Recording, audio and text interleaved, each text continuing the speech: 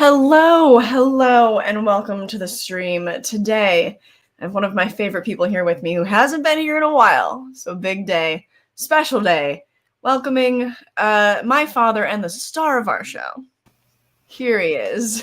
Haunted hippie, Yep. I want to play a game. That's what I like to hear. All right, so I got us get us set up in our little game room here. Put us in the Saw bathroom. Got some Brings Saw back ambiance brings behind back a me. lot of memories since I've watched 9 of the 10 films twice in the last 6 weeks. Spiral being the only one I've only seen once. As you know, True. I went back and saw X/10 again because I didn't feel like I remembered it enough. So I made more notes. So I've got Saw coming out of my ears or wherever it's coming out of. Anyway. I know. I was so surprised. My dad's been super dedicated. So now both of us have seen the whole franchise twice. I think I've seen the first movie 3 times, but you've seen Saw X twice. I've only seen it once. We're going to be talking spoilers about the entire franchise today. And I think the main focus of discussion, because even I don't have the whole timeline of Saw worked out. It's really complicated. Yeah, it is complicated. Yeah, I'm sure you don't either. So there's gonna be a big focus today, I think, on talking about our favorite traps from each film. I'll pull them up in a list. So yeah, that's probably gonna be the main focus, and Dad, whatever you want to talk about too. We can see who's here. Let's see who's here. Can't wait. Oh my gosh, left that comment at 6 a.m. I hope you made it. Hey George, how you doing? Matinator. It's the Matt. Glad to be here. Time to play a game, and all the stinkies of the cold. I don't know how that one stuck. I don't know how, but yeah, that stuck for some people. People like being called stinkies, little stinkies. Just in time. Good to have you, Mike. How's your Sunday? It's good. I'm energized today. I got like 9 hours of sleep, and then I had some coffee. How about you, Dad? I've been working away feverishly to the last minute. I figure that including watching films, I've put in a solid, probably at least 40 hours of work. Notes and notes and notes. And then I tried to redo the notes and then even do them smaller. And there's so much material that I hope that I can stay up with you today, even though I kind of feel like I'm an expert, but there's so much material. Yeah, there's so many great lines in the movie, which I am not going to be able to do today because I concentrated on the theme of each movie and then some of my favorite game/trap/gore. But they're also, I could go back and watch each one of these movies and just pick out lines because there's some great lines. Oh, yeah. There are some great lines in this movie, particularly by John Kramer, and then a few other ones. Very quotable franchise. Yeah, 100%. I know. I wish we're just not going to have time to get to it all, really. Also, I'm going to be looking off in this direction for the most part because my camera's here, but I have my monitor here. So if I'm talking to my dad this way, that's what's going on. Hello, and my chunky Jordy made it. Ahoy, ahoy. Dilly. Yeah, I know. I wore this again. I just wore this in my video ranking the Saw franchise, which I don't know if we can do today because I don't know, Dad. I don't feel like you could really rank them at this point, could you? Oh, you kidding me? I'm ready. Really? You could rank that? We might get my dad's ranking today then too. That'd be fun. But yeah, I made a joke that we could just pretend that this shirt says Billy because I don't have any Saw related clothes. I really like your shirt, by the way, Dad. Thank you. This is the one your mom got me a while back, and I figured it was an opportune time to wear it today. Yeah, I know. I'm in the Halloween spirit. I watched John Carpenter's Halloween last night. Tis the season, you know. Right. Hello, Rupert. Ryan, you made it. Managed to watch Saw 1 through 7 and X. Nice. Oh, didn't see Jigsaw or Spiral. Yeah, that's okay. That's all right. I know. I'm gonna get through the chat, and then I have to ask my dad about his opinions on the movies because I know, Dad, that you got into it with us watching them, but I don't know his opinions on Saw X, on Jigsaw, on Spiral. Yeah, because we didn't really talk about it much. I've kept it under the wraps. If you notice, if you looked at my letterbox, I've listed them all, and none of them say anything. So I've kept it under wraps just for this live stream. Yeah, to keep the air of mystery. Follow my dad on Letterboxd. Not enough of you are following my dad on Letterboxd, and his reviews are so funny. A lot of the times with new movies, he'll just simply say, "I went to the theater." I wrote a thesis on The Creator. Oh, you did? Okay, I haven't seen that yet, so we'll have to get to that. Yeah, I know the background See is it in a good, great right? theater. What? See it in a great theater if you get a chance. That's the one I actually ended up seeing in IMAX, and No, it I'm was jealous. no matter what you think about the movie, the cinematography is worthy of IMAX for The Creator. Yeah, maybe I'll be able to get out to Burbank or something and see it. Oh, yeah, good prediction. My prediction is that Matt really likes the Saw franchise. Seems like a good balance of his interests, maybe. I agree. I think you're right on. From Argentina. Nice to meet you, Matt. Hello, Pablo. Hello. Let's see. I forget who Dina Meyer is. We'll have to circle back to that. Hello. Oh, Macabre Matt. Is that a new one? I think that might be a new one. I like that one. That's a good one. Patrick is here. Hello. Morbid Matt Saw takes. Morbid Matt, Macabre I like that Matt. too. Those are good.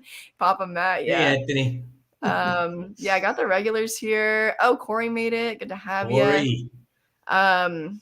So, hello, Mark. Oh no, you saw a spoiler on Saw 10. No, I'm I sorry hate about that when that happens. Oh, that's horrible. Aggravating. Yeah, so we'll get into spoilers today, but I think we're first gonna go through the franchise in order as best we can. And we'll be talking about the traps first, I think, and then we can get into my dad's thoughts on Saw X and some spoilers there, and then maybe we could even hopefully get into my dad's ranking. And I'll share mine with you, Dad, since you probably haven't watched that video, but I purposely did not watch your video. Okay, good. Yeah, because we don't want to sway each other's opinions or anything. This is all Macabre Matt's thoughts. No, Yeah. I have not discussed this. I've been working on this since you were here last, which was about 4 to 5 weeks ago. Yeah, I started getting worried that you would never invite me back, and I had done all this research for nothing. Why would you think that, you goofball? You weirdo. The people here love you. What are you talking about? See, look right here. I miss the cult so much. Yeah. Honestly, this is one of the longest stretches I've gone without being being here. So it's great to be back. Yeah, you're Papa Hippie, to these people. Thank you, George. Yeah, Matt's letterbox is MJJ Chico. Yes, for all interested in following him. Thank you, Go George. for it. Yeah. A while back, a few months back, I think you broke 100 followers over on Letterboxd. I did. So I have to look sometime in the last few weeks. Yeah. Someday I might, get to 500 or something. It's pretty fun for a guy that's my only social media presence. So yeah, I know. I mean, you're the star of the show. We gotta bump up those numbers. So I went to the theater and a movie happened, and so many of Matt's reviews are like that. They're so funny, and it's the best because he's not trying to be funny. He just lets you know that I went to the theater. That's his review. Well, and don't forget, me. One of the things I do push here is that if I went to the theater, I always start my review by saying I went to the theater, which in parentheses I'm thinking, and you should too. Yes, it's an important note because it does change the viewing experience. I agree. Hello from Estonia. I can't stay, but we'll watch this tomorrow. Awesome. That's amazing. That's a ways away. And this is your first stream. Welcome to the cult. Welcome to this gathering. She's killed off a little unceremoniously. We'll talk about her for sure. Thank you, Austin. What's up? And Papa Matt. Love the shirt, Matt. It's epic. Dig it. Thank you. Nice. Okay. So let's start by getting into the first Saw. Iconic movie, put James Wan on the map. Basically his first feature out of film school. One of the biggest twists in all of cinema history. Dad, let's walk us through your experience with the first movie and just your first experience with the Saw franchise. As I'm going back and rewatching it and then looking at all my notes and all of that, in the end, I think that the original Saw kind of set up a lot of what was to come, and whether they knew that it was all to come or not. But when I go back and I look for the game / torture parts, Saw didn't have a lot of that compared to the movies that came after it. It was really pretty simple. A lot of use of that same bathroom that we see off and on for many movies. And it was just, it got my interest, and I couldn't wait to watch the next one. So yeah, because the first one, was it what you expected given kind of like the franchise's reputation? No. Yeah. I thought it would be gorier. Right. Yeah. And the first one's not really at all. First one is really not that gory. No. I feel as if James Wan and his writing partner, even though I did hear a couple of the interviews, that they set this up, and if it was going to keep going, which it did year after year for quite a while there, that they would start to unleash all of these games and those things. But they started the mystery with Saw, and I enjoyed it a lot. It wasn't what I thought it was going to be. It was just different, but I was very impressed knowing that it was their first film. And I thought they did a great job. And it started me becoming a fan of the Saw franchise, which I would have never guessed. Yeah, we watched the first 8 movies together. We binged them because I ended up getting sick. I went home to visit for his birthday, and then I was just couch potato. So then we binged the first 8 movies together, and that was awesome. I think it was by only the second movie that you were saying, I think I'm really gonna like these movies. So that was kind of the only thing he said to me, though. But yeah, I think because the first movie definitely has that crime thriller feeling, that element to it, and my dad watches like a lot of crime related shows and like police shows and stuff like that. Yeah. So yeah. Okay. Before I catch up with the chat, let's talk about that twist. I mean, because I vaguely kind of remember, and I think I might have recorded your reaction when John Kramer ended up standing up at the end. Yeah. That was a fantastic twist. One of my all-time favorites. I would say top 10 in movie franchises. Completely caught me off guard, and then just made me think, what's next? Yeah, I mean, they didn't really even have a plan for what was next. Basically, James Wan and Lee Wanell thought that they had literally shut the door on the story, when John Kramer shut the door on them and the game was over. Because he says game over, but then of course, did super well. Then Lionsgate was ordering them year after year after year. But the one thing about it was, what happened to Dr. Gordon? And we'll talk about his return later, because I'm very curious on your thoughts on so all the twists of the franchise and stuff, and the different accomplices, and just there's a lot to get into. There's so much to, and sometimes you may have to lead me into it, as much work as I put into it. Yeah. I've been telling your mom there is so much to try to remember. Yeah. No, it's a lot, because so much of the franchise is reveals and flashbacks and and I have only seen the whole franchise twice. So, a franchise like Scream, I'm an expert. I know everything inside out. Saw, I don't. So, yeah, this is more of a not good. I love Saw. I realize on this watch, this is probably actually in my top 3 horror franchises. But I'm no expert. This is gonna be more of like a casual fan discussion, I would say. So made it, would not miss it with your dad. Hell yeah. Love that. Yeah. The whole thing is like a puzzle box. Yeah, true. Because the first one is it's the whole thing is a game where everyone is kind of involved, which is cool. James Wan he's not the gorehound that he got the reputation for with Saw, which is funny. Tisket Matt for thinking he'd been abandoned by the cult. Surely he knows he'd be prime sacrificial material. Nice, Tim. I always like puns and pun-esque types of things. Oh yeah. Dad humor. I was scared to watch it as a kid. Me too. I didn't end up watching it till I was an adult, till I started my channel a few years ago. I do. I might actually be able to upload it to my computer and play it for you guys. Let me see. I'm sure I do.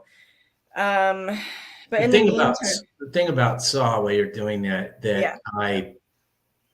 that I liked a lot, and it is, in my top three now of horror franchises, may even be my favorite now.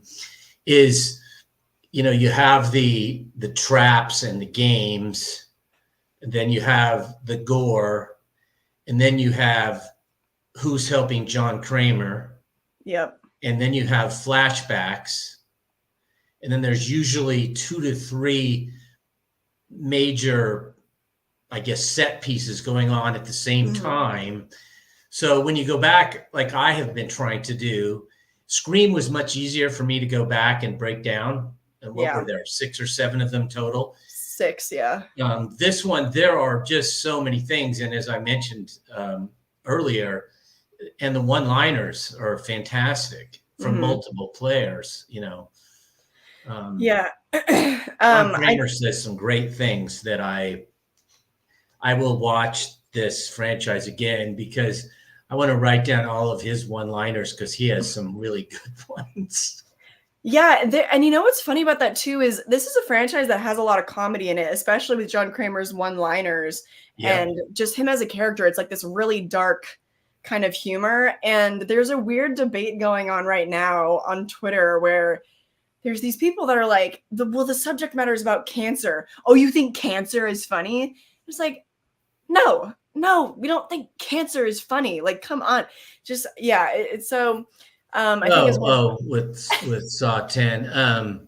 Well, but then also just a lot of the franchise, because it centers around the character of John Kramer and what he's going through. Cancer's part of life in today's world. Yeah. If you're that sensitive, don't watch horror films. That's what I say. Yeah, and also like sometimes you have to laugh or else you'll cry, and sometimes we need to bring we need to bring a levity to certain situations. Otherwise, it's just too horrible to think about. And there is a lot of humor in the Saw franchise. I'm gonna catch up with the chat. I'm uploading the videos. Some of them are kind of long though, so I might have to skip around. But I did get some of my dad's reactions to multiple movies, and some of the best moments of gore and whatever of my dad just yelling on the couch. The music is fantastic. Right. Yeah, one of my favorites. Oh, Sweet and Spooky, you made it. Yay. Wait, okay. I think yes, the videos have uploaded. Okay. It'll be kind of tough though, because I don't know. I should have gone through them before, but I forgot that I took videos of you while we were watching them. I forgot that too. Yeah. Yes, fellow glasses wearer icon. I know. I just got my new glasses and I'm seeing the world in a completely new way, and I'm loving it. Let's see. You really like the first Saw. Put it in my top 3 of the franchise. I like it alone because it has so many twists and detective work on its own without getting too convoluted. The sequels are hit or miss for me. Have too much torture for me, where the first one feels like the most accessible. I would agree with that. Horror and gore freaks love the franchise. The first one is a great film altogether. See, I don't know about you, Dad, but for me, my favorite Saw franchises are the ones that have the crazy traps and the gore, plus also the best storyline going on and the most drama. So for me, the first Saw, I put it like number 4 on my list. So for you, is the original Saw top tier, mid tier, bottom tier? Number 4 on my list. Oh, you actually rank them? I did. Oh, okay. I didn't realize. You told me that I needed to be more prepared the next time I did this. I'm prepared. Your homework. I'm prepared as well as I can be with so much source material. Given the circumstances, yeah. Okay, well, that's great. Okay, so I'm gonna see if I can get your reaction here, but I don't know. And we did determine last time, I think that I was on a live stream, that I've become more a connoisseur of gore. And you have, because of Evil Dead. Yeah, Evil Dead, I guess, was the one. And then what was the other one? The franchise that had the Pinhead guys? Hellraiser? Hellraiser was pretty gross, too. Yeah. Hellraiser. Sorry. I've never squirmed more than I have in the Saw franchise, I'm going to tell you that. Yeah, I would say so. Even though I think technically Evil Dead was gorier in Evil Dead Rise, but with Saw, there's the element of the traps and the torture and stuff. So I have a video pulled up, but I don't know. Hold on. Let me just see if I can skip ahead to your reaction here. Or did you even react to this one? No, you didn't. Honey, that was 5 or 6 weeks ago. I know, but okay, wait, hold on. I think at the very end of this video, I asked you what your thoughts were, and I think you just said I didn't see that coming or something. Wait, let me see. Are you still there? Remember some of them we were yelling and screaming, and I know some of those gory. Wait. A lot of people consider that like the best twist in horror history. Yeah, well, it's pretty good. that was so underwhelming. You're just like, yeah, well, that was pretty good. I said some people consider that the best in horror. Could you hear that, by the way? Barely. I don't know. Yeah, sorry. The sound wasn't good, but yeah. So there wasn't that much of a reaction to the first one when John Kramer stands up, which I was expecting my dad to go, "What?" Anyways. Well, the whole movie had me go in many directions. I think at that point, Yeah. I don't even know if I was grasping what had just happened. Oh, yeah, maybe. Well, then what about on the second viewing? Did you kind of piece it together more? I didn't get to see your reaction the second time around. Yeah, I pieced it together more, but even as Friday when I saw X again, only 2 days later. I mean, I could watch it again and pick up more things. There's just so much going on in these films. Yeah, there's a lot going on. You at least you understood where Saw X fits in the franchise, right? No. It takes place right after the first movie. I mean, John and Amanda are still alive. That didn't give you a clue? Yeah, I didn't ask you or anything. I just saw the two movies by myself, took a few notes, and I was thinking, what is this? Is this a reboot? Is this a prequel? Does this go into the middle? So this was hypothetically between the original Saw and Saw 2. Not hypothetically, it is. They're still alive. Both of them die in Saw 3. I mean, Well, I know that. Yeah. Hey, look, in the movies nowadays, who knows who's where? I mean, look, the mayor made him dig up John Kramer's coffin, and Edgar was in the coffin. So who knows nowadays what is where?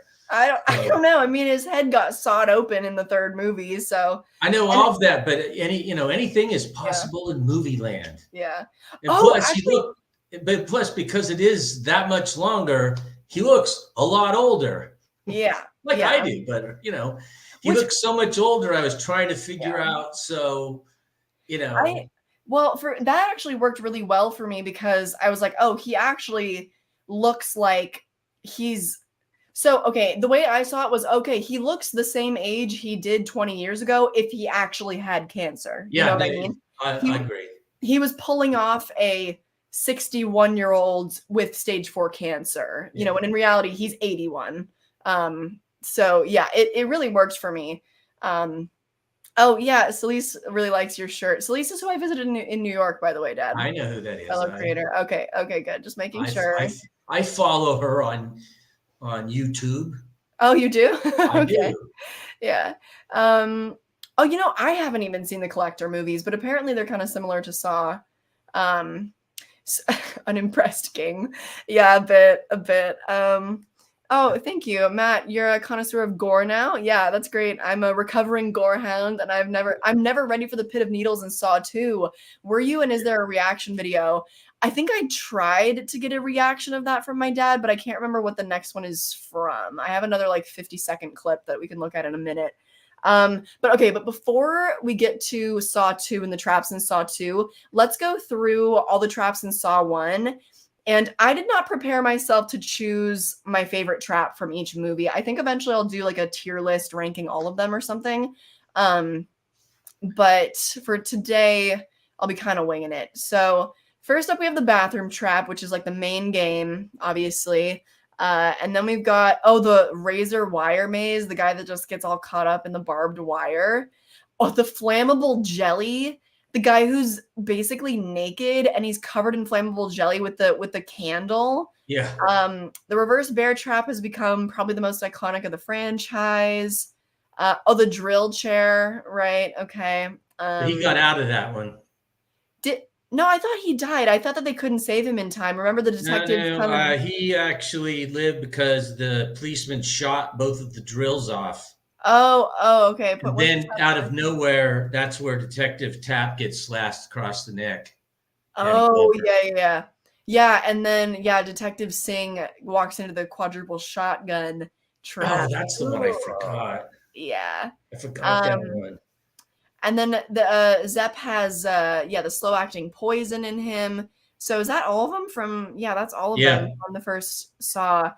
Oh gosh, for me, okay, let's maybe say the one that we would least want to find ourselves in, and then maybe also our favorite. Does that sound good? Yeah. Okay. Do you want to go first? Or do you want me to go first? I was going to see where I ranked 17 of them. You ranked 17 of the traps? What do you mean? Yeah. Okay. From all the movies, I picked 17. Oh, okay. I'm just seeing if I had anything from. I didn't. My choice of the grossest thing from the original Saw was the doctor cutting his own leg off. So. Oh, okay. I mean, yeah, that's kind of hard to beat. For me, though, I think the one that I would least want to find myself in, it's got to be between these two. The flammable between jelly, those two. But the reverse bear trap, only because she has to cut open a living person. And I know that was incredible. I just don't think I could do that. So I'm kind of between these, but this one seems absolutely impossible. With this tiny candle being covered in flammable jelly, and burning to death is supposed to be the most painful death you can ever experience. Because the fire burns up. So you feel it because it burns up your nerve endings. So you feel it all the way down. Yeah. It's like the most painful death ever. But my favorite, I don't know. I feel like it's kind of cheating to say the bathroom because that's just where all the story is. So that's probably my favorite. But yeah. So what about you? You're the one that you would least want to find yourself in. Well, the ones that I forgot about the one with the jelly.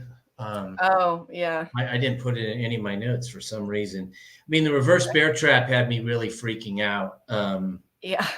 But just the whole scene in the bathroom to start the movie with Adam and Dr. Gordon and the saws and the toilet and just all the things going on in there was really gross.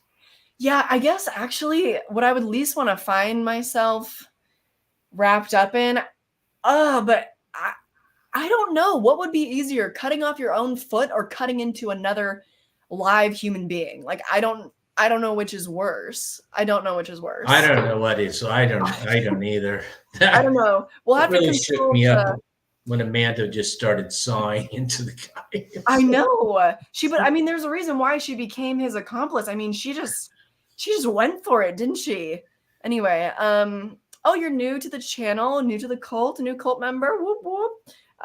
Very nice. Amanda would be a great person to have as a wing woman in a bar fight. Yes, she plays dirty. She plays dirty. She plays dirty. Yeah.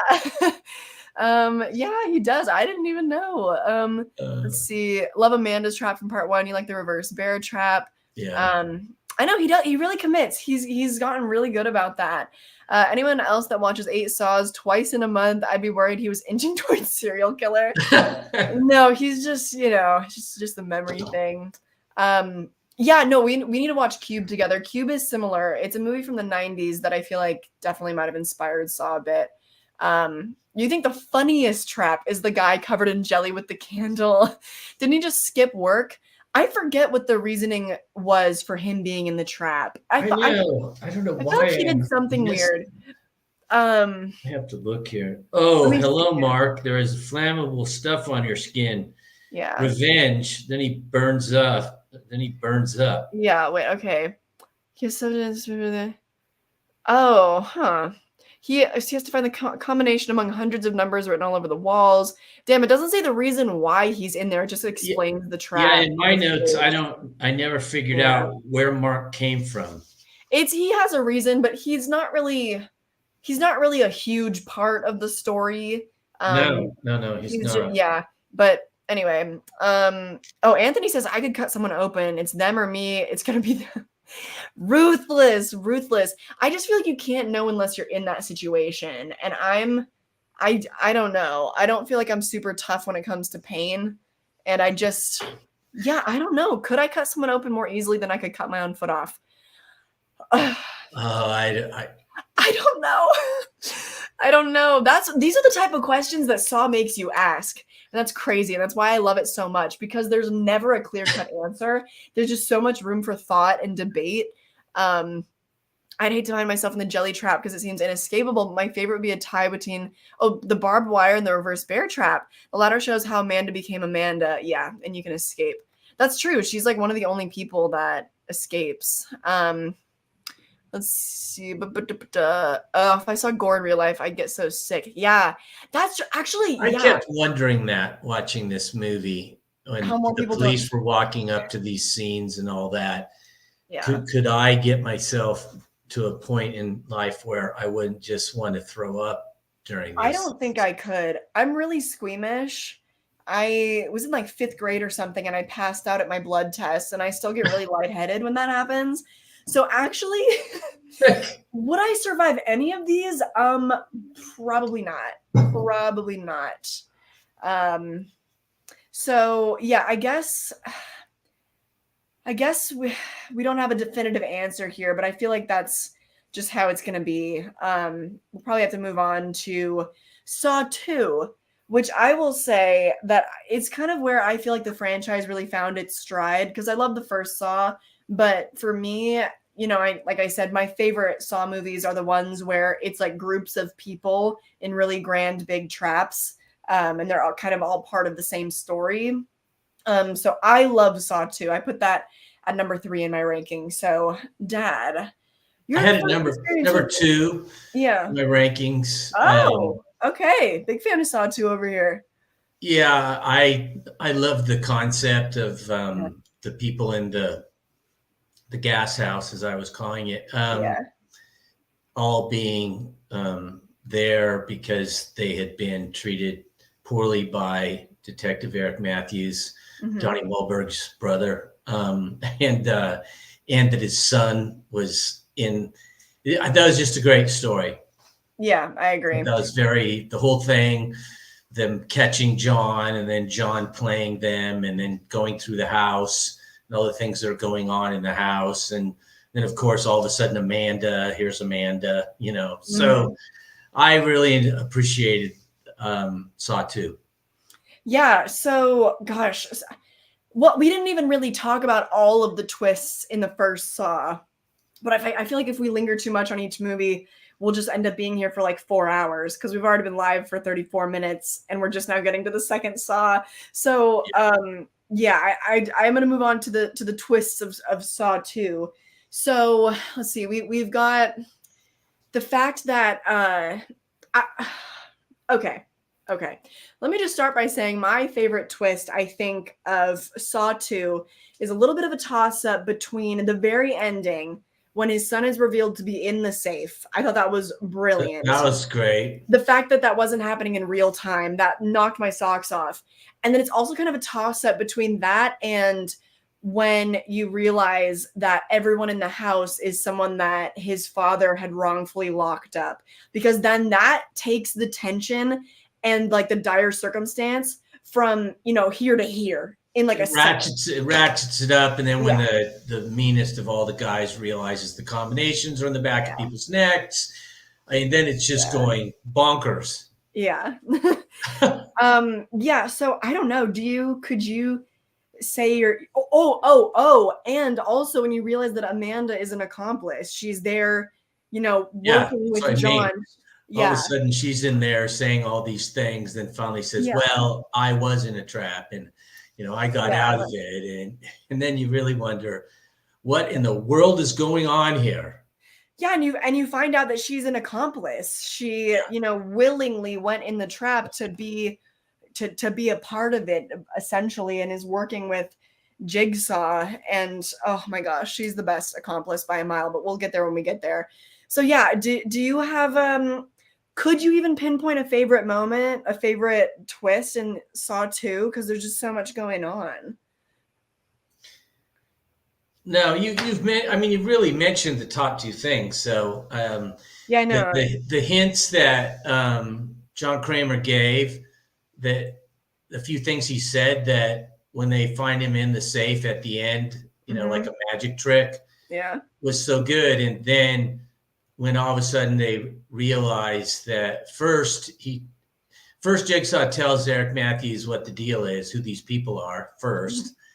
And then what's the guy? Xavier, he sees the picture and goes, oh my God, that's that guy's son. And now I'm really mad. And then he finds out these numbers on the back of people's necks. He's one of the worst people I've ever met in a movie. Yeah. You want to talk about All About Me? That's Xavier in the gas house. He's very ruthless. A lot of the characters in Saw that you end up hating, the ones that you're not rooting for, are the ones that are the most self-serving. Because there's a lot of Saw movies where the people can work together and, get everybody out of it and everyone can get through it, but they just, everyone, kind of just exposes their true nature. And he was one of the worst at just being self-serving. And he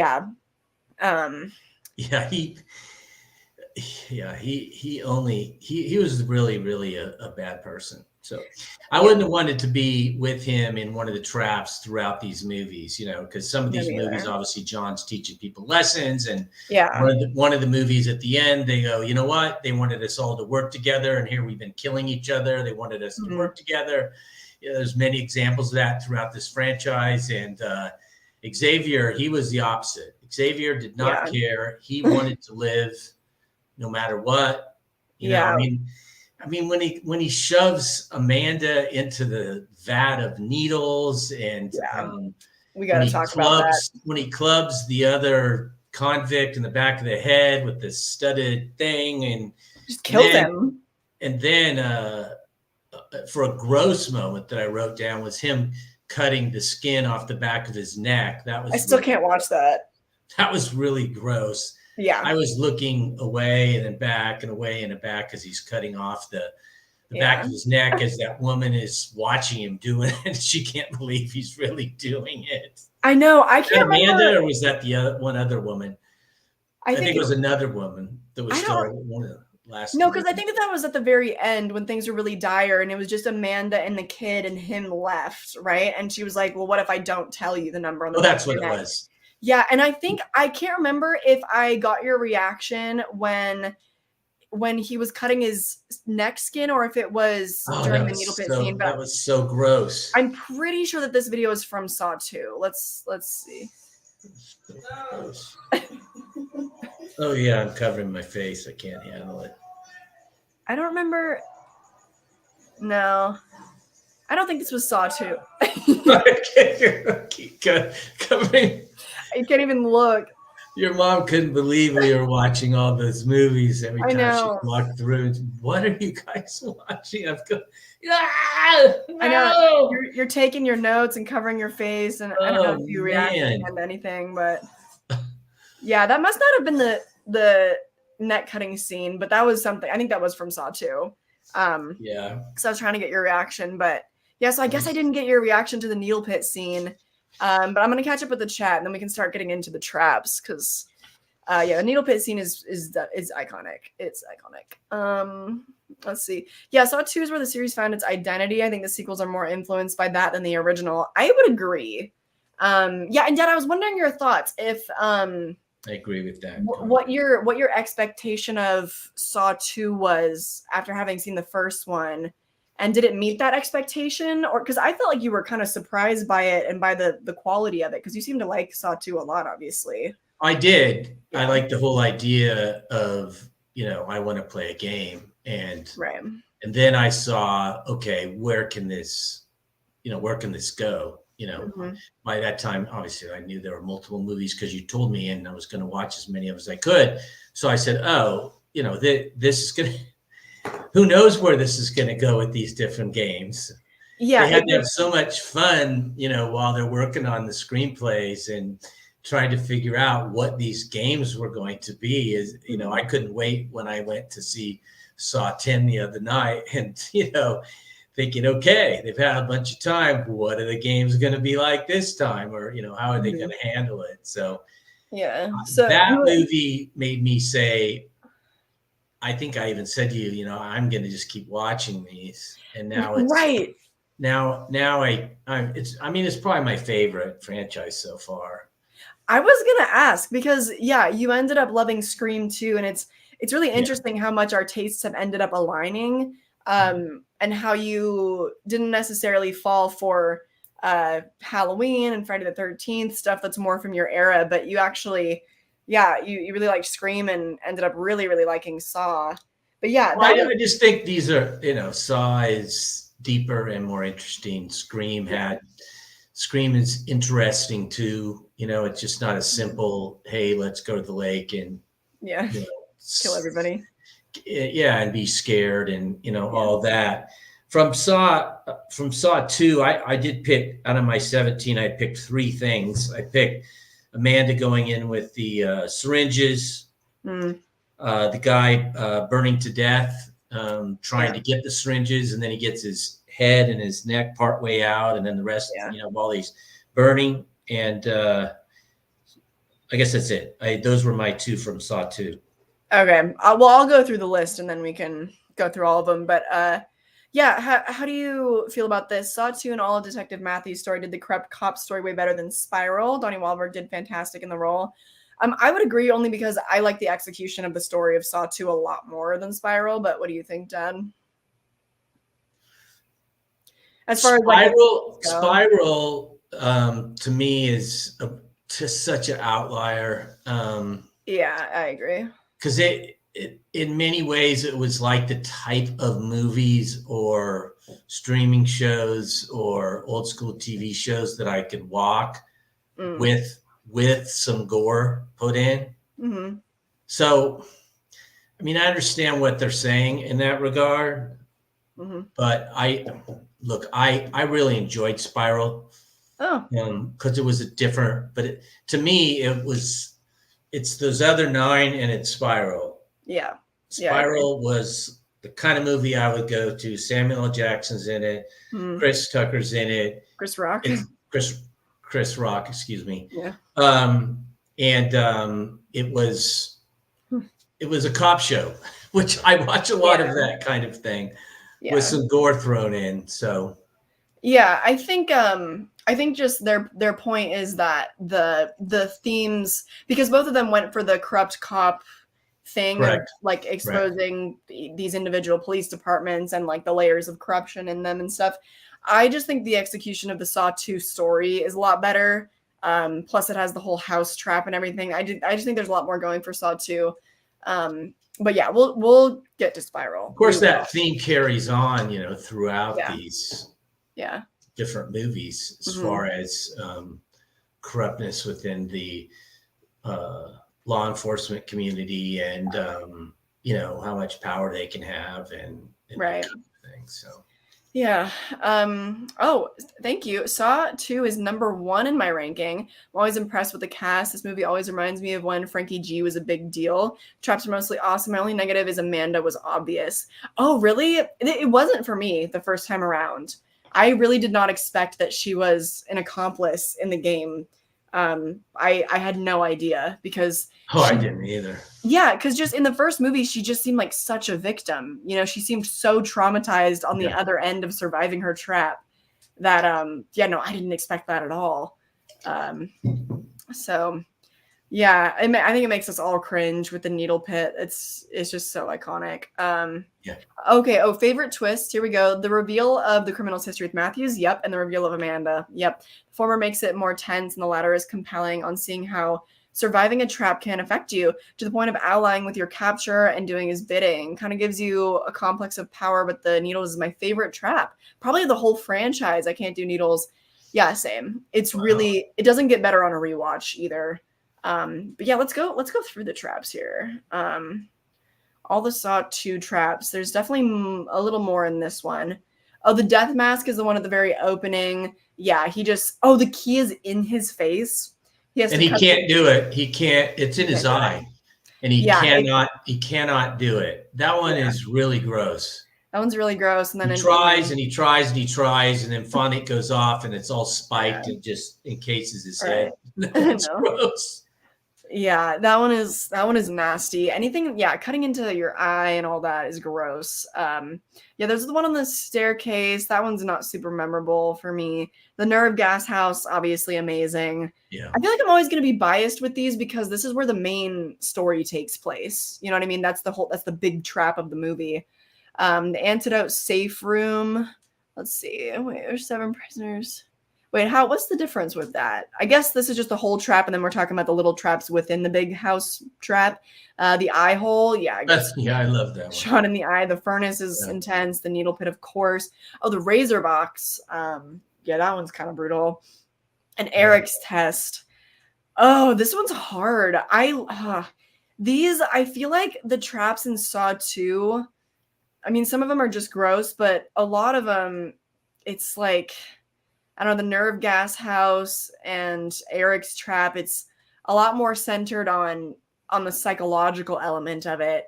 I feel like Eric's test is probably my favorite, but it's just because his is the main storyline. His and the nerve house are the main storylines, So you said your favorite was the needle pit? Yeah, that the 2 that I wrote down was the needles, and then the guy climbing in to help them get the antidote and the door shutting, and then it going on fire, and it made it even more personal, I guess, when he got part way out and then burned up the rest of the way. That was pretty gross. I thought in Saw 2 it still didn't get really gory. No, it wasn't crazy. I feel like the opening trap is probably the most intense one. I mean, there's a little bit of blood with the razor box, their hands stuck in the. I'm doing it because it freaks me out. This one's the most cringy for sure, but also still not super bloody. And this one's all psychological. I mean, I guess he does cut his neck skin off, which is really gross. Not that there isn't some gross, but they ratcheted up beginning with 3, in my opinion. I would agree with that. What about the one that you would least want to be in yourself? Could you choose? Well, that's easy. That's the Venus flytrap or whatever they called it, with that guy right there in the top. Oh, this very first one, really? Yeah, I mean, I unless I take a knife into my eye, I'm going to die from all those things, eating my head up. Well, it's kind of, the key is right. I could not have poked in my eye. I would have said, I'm going to die. Okay. Well, there's no way this guy tries in the movie even. He brings it up 2 or 3 times. He just can't do it. Who could cut into their own eye? It's bad enough watching people cut into their guts and stuff in some of these movies, but cut into your own eye? Yeah. You just can't do it. Yeah, I think that that or I think I could live with being thrown into a needle pit. I could live with that part. That's probably the one I would least want to end up in.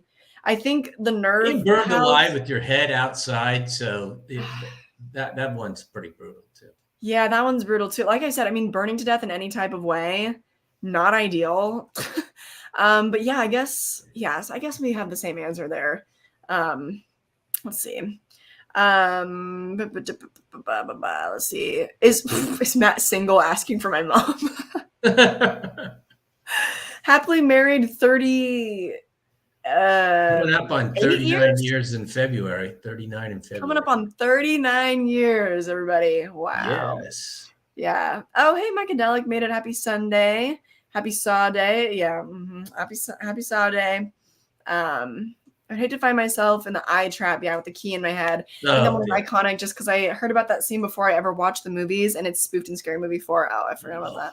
I mean, I I think that's about it. Did you have any other notes on Saw 2? 2? Yeah. No, I mean, to me, it was all about the house and Eric Matthews and Yeah. his psychological play with John. Jigsaw.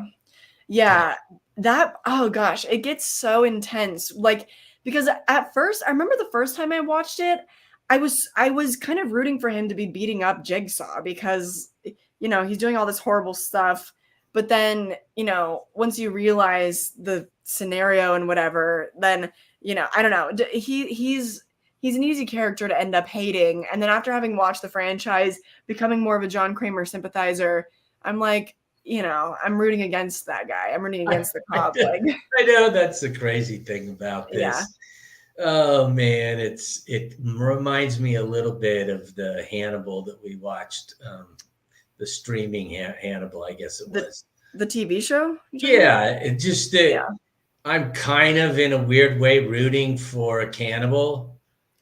I know. And in this franchise, having seen the newest movie, and I'm realizing, wow, I am flat out rooting for Jigsaw, John Kramer.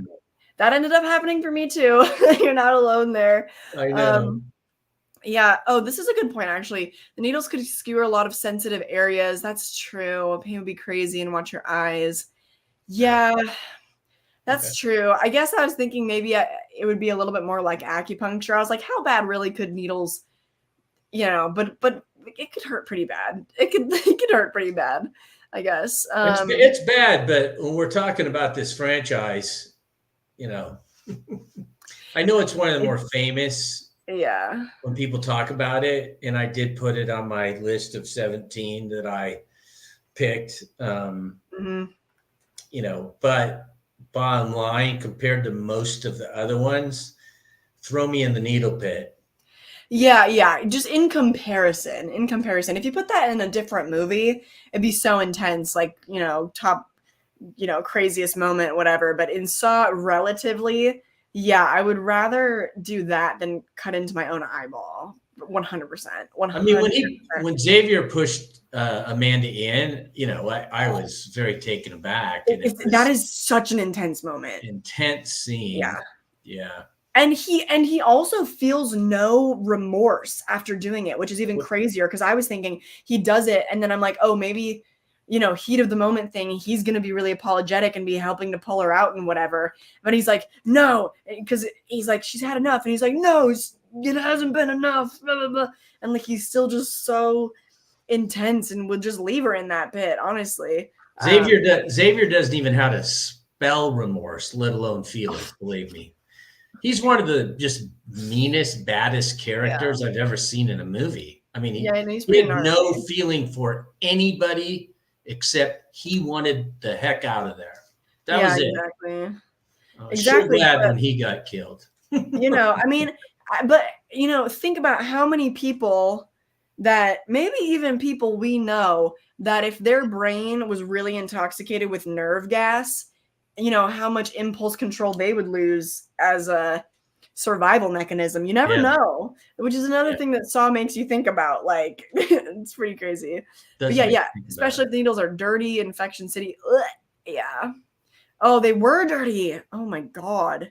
Yeah, that's disgusting. Yeah, I mean, they definitely were dirty. And I mean, look, as a person that was in high school and college at the height of HIV and the fear of needles from then, and then we've gone through COVID and all of that, it made that needle pit thing very cringy.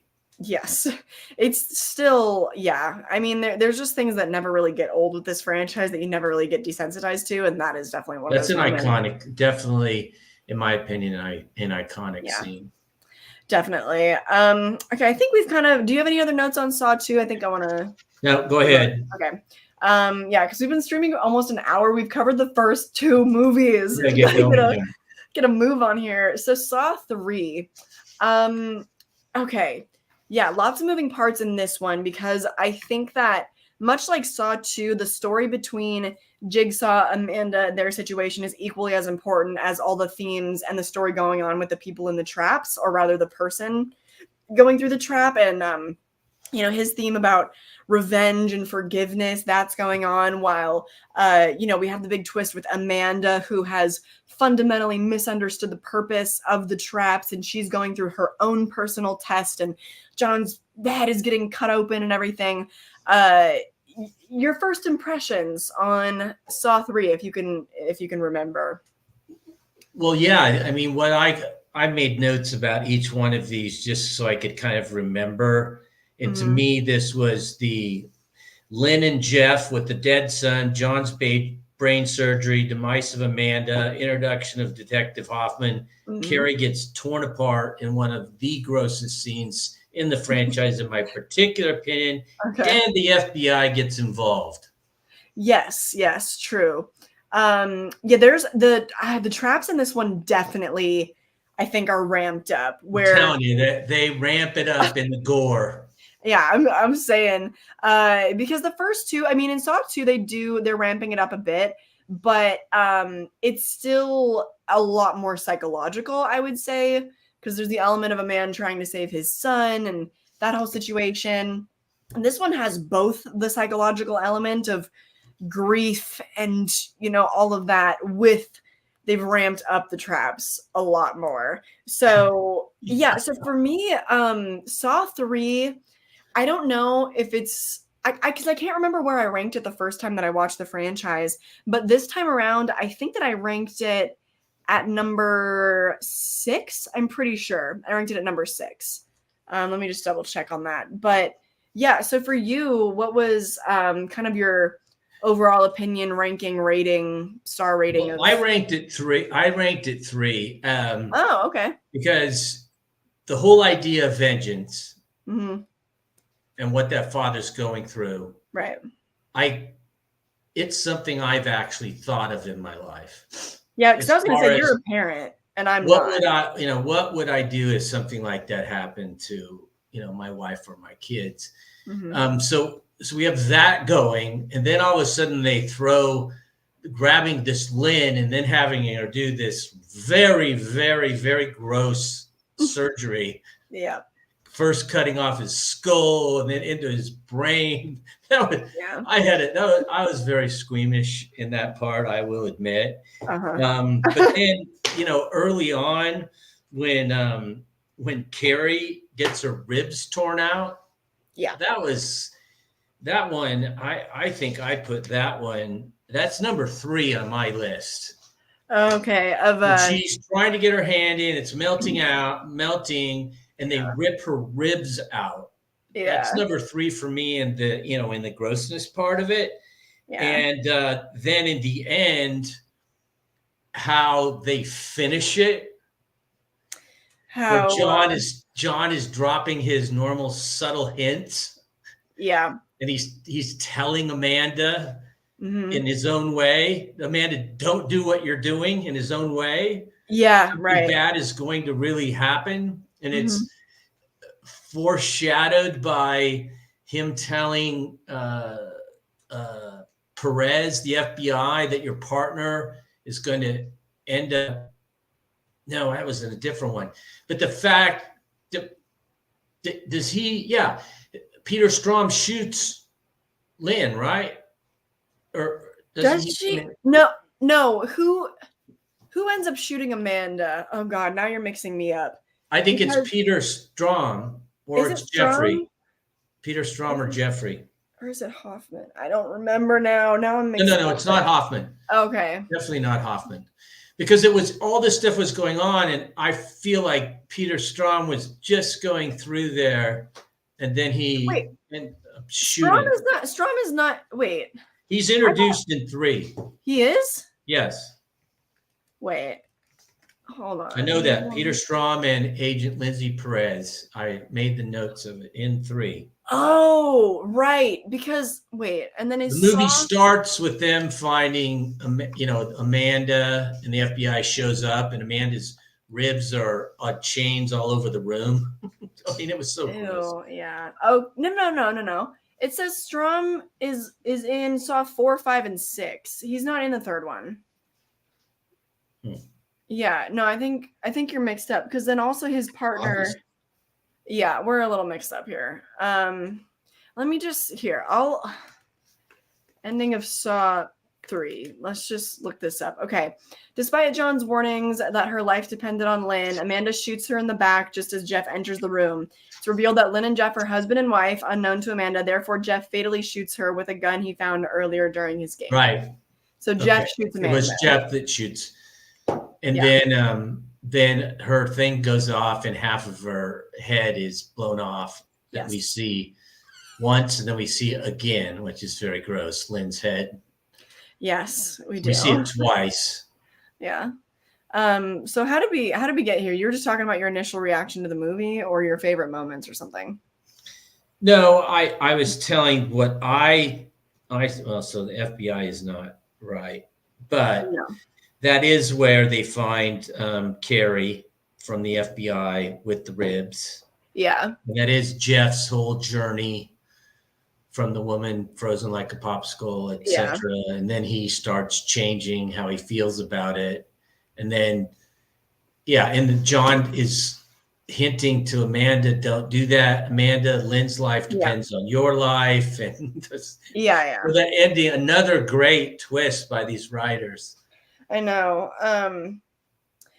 So you brought up briefly, you thought about what you would do in that kind of a situation. So if you were in Jeff's situation, do you think you would have gone through kind of the same arc, or would you have, felt that same type of vengeance? Would you have? I would have felt the same type of vengeance. Would you have learned Jigsaw's lesson, do you think? Yeah, I would have. But I realized by watching that movie that vengeance is a wasted action. Yes, yeah. I really did think about that. So I learned something from Jigsaw. Wow, just like you're supposed to. That's great. Right. I mean, when he did not let the judge get ground into pig meat, or get drowned in pig, whatever you want to call it, and then tries to save the next person, all of that, and he's realizing that vengeance isn't worth it. I mean, he's experiencing it.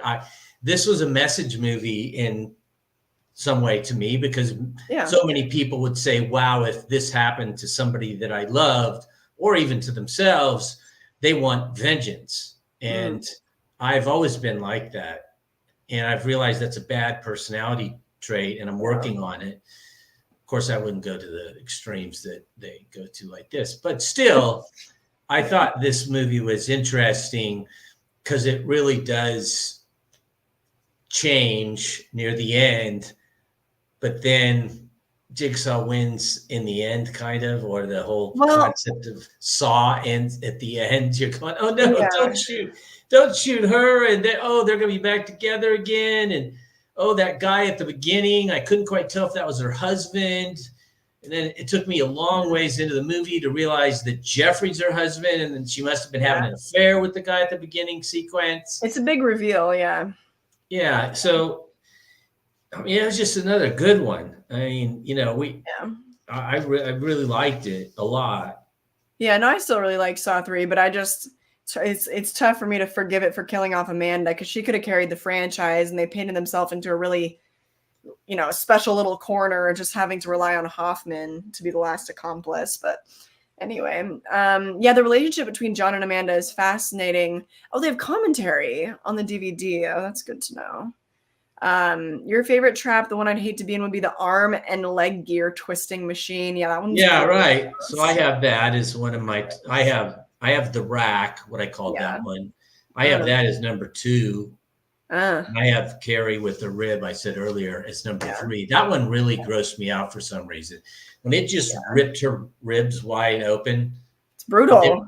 And then when they come find her, and there's actually chains off to the side that aren't connected even to her area, besides this being open, there are parts of her ribs over there. And the rack comes out of her stomach cavity, and then another one up from her neck. That was that whole thing with Carrie was very gross. Yeah, and there's a lot of really elaborate traps in the Saw franchise. I do feel like that one it's got to be one of the most intricate, just as far as like the amount of moving parts on a single person. There's acid, your ribs, you're strung up, like, yeah. Oh, thank you. Saw 3, the one with the painfully unlikable couple. They're going through stuff, but come on.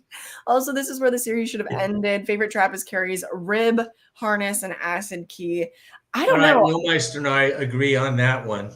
Yeah, I don't know, but I disagree about their likability. Like, grief can turn you into a terrible person, first of all.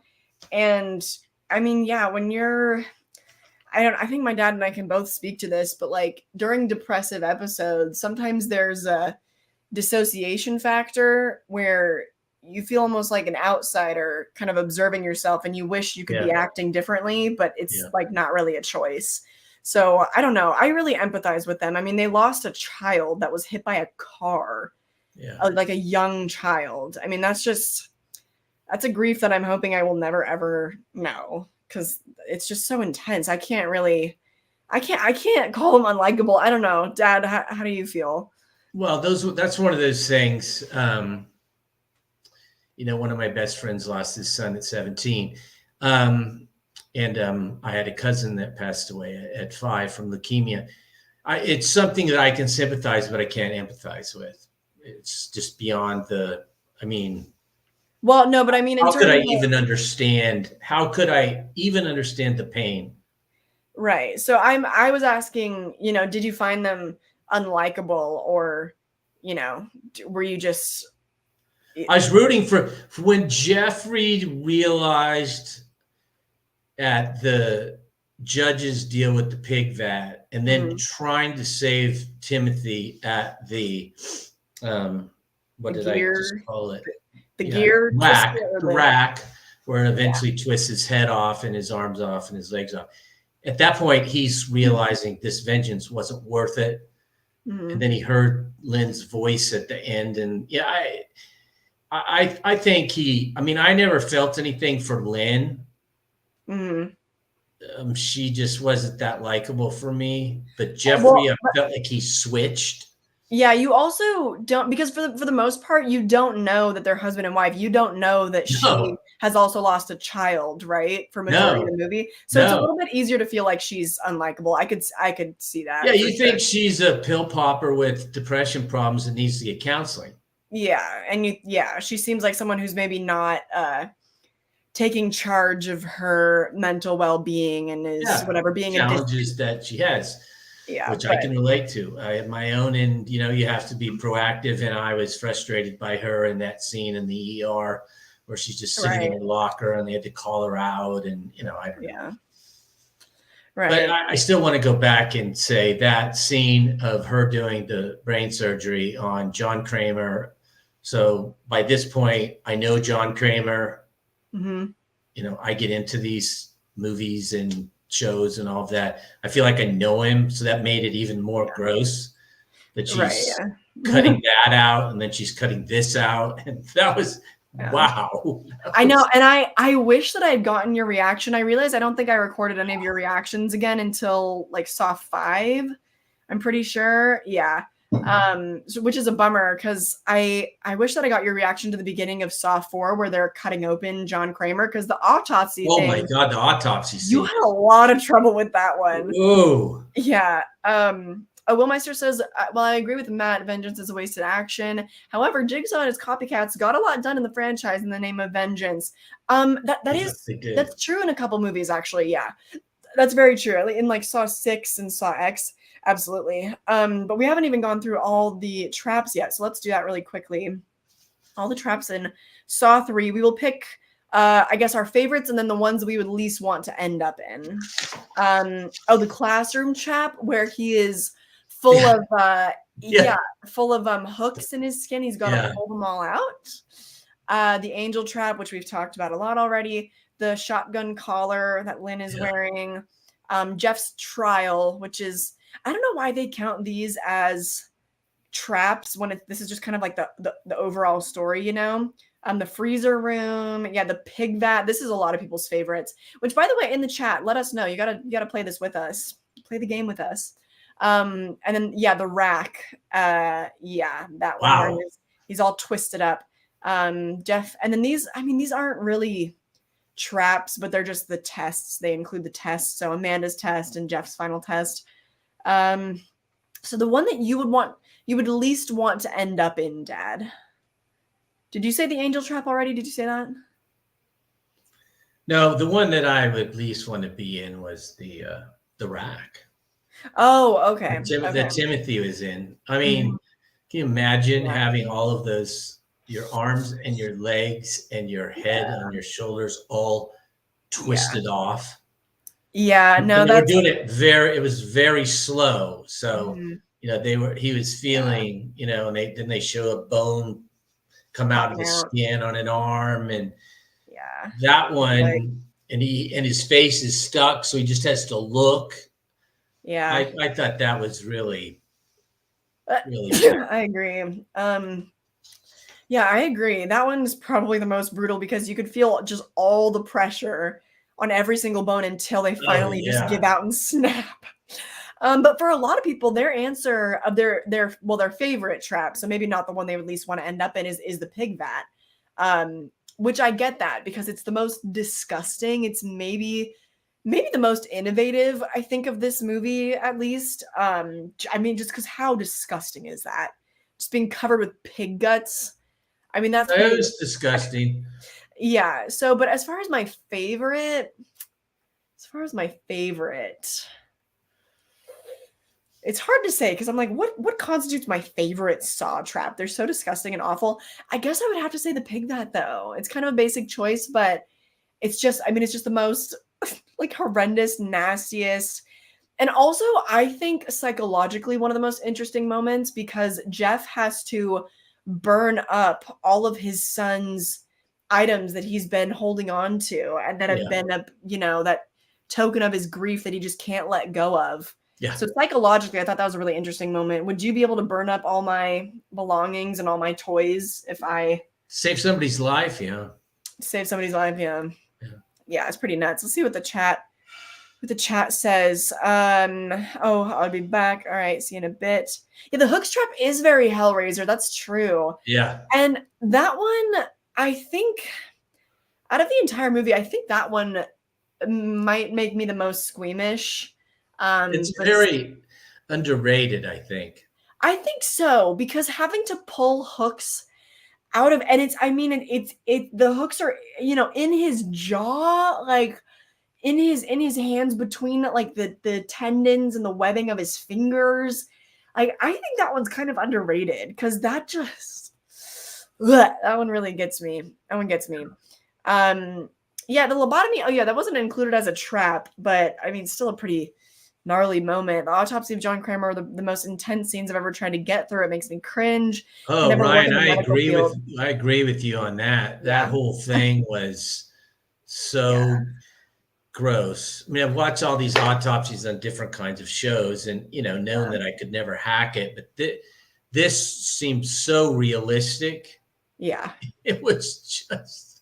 I know they don't half-ass it with the gore. Then the topper of finding, of course, they find the little tape inside of it, or the flash thing or whatever it is. That was just. I thought that was just pure John Kramer right there. I know, right? The fact that he swallowed it before, and then but that's Saw 4, so we'll get there. You think the twisting machine trap would be the worst? Yeah.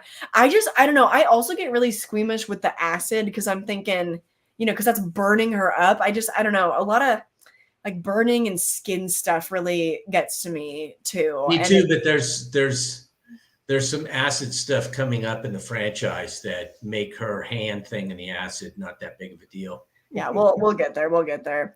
The trap that got to me the most was definitely the rack. The dude getting twisted around makes me squirm. Yeah, absolutely. Whoever came up with a pig vat trap has a pretty sick imagination. I agree. And that one, it's definitely the grossest. I think as a person who's pretty sensitive to smell and stimulation, things on my skin and stuff like that would be really like sensory overload. Would be really, really disgusting, but not very painful, So that one, I think that I could handle that. being chained up and, it'd be really harrowing, but not a lot of pain involved, I know the judge sure seemed to come back from that very fast. It's one of the things that I thought of the 2 times I watched the movie. They didn't. I just felt like they should have made a little bigger deal about the judge going, "Oh my God, that is so gross! I'm going to smell like this forever." That needed to be a scratch and sniff scene to really give it the oomph of what it really smelled like to be grinding up pigs and pouring it on somebody. I know. I wish that he was gagging, or maybe did he throw up or something? Did he throw? I don't remember. I don't think so. I that's why it's not on my top 17 because they just didn't do much. Oh, there's the judge. Please get me out. And he gets out, and then he helps him. They just didn't do enough with it. Because it's also interesting because I can't remember. I couldn't say off the top of my head how many Saw movies are like this, where the people in a lot of the traps of Saw 3 are not the actual player. Rather, Jeff was the player. So it was up to him. It was his choice. So so the judge, it wasn't up to him. It wasn't about, does this guy have the survival instinct? He just kind of had to be there. You know what I mean? I know, but there's a lot of ones in upcoming movies where it's not their fault they're there, but they're there and they got to pay some serious price. The judge got out of it very easily, is my point. Yeah, no. My point is just that it was not the judge's choice. It was not up to him or his, survival instincts. Whereas for most people in Saw, it is. The Rack was worse because it was the most torturous. It was slower and and finding the tape, like it doesn't end after he's dead. Yeah, I couldn't believe it. I know, because I was my first watch of the franchise. I was like, how does this continue? Because at that point there were 8 movies. I watched them all before Spiral came out 2 years ago, and I was like, there's how many more of these? How do they what? But then once they started doing all the flashback stuff, I was like, oh, okay, all right. Forgot about the acid trap. Haven't seen this one in a while.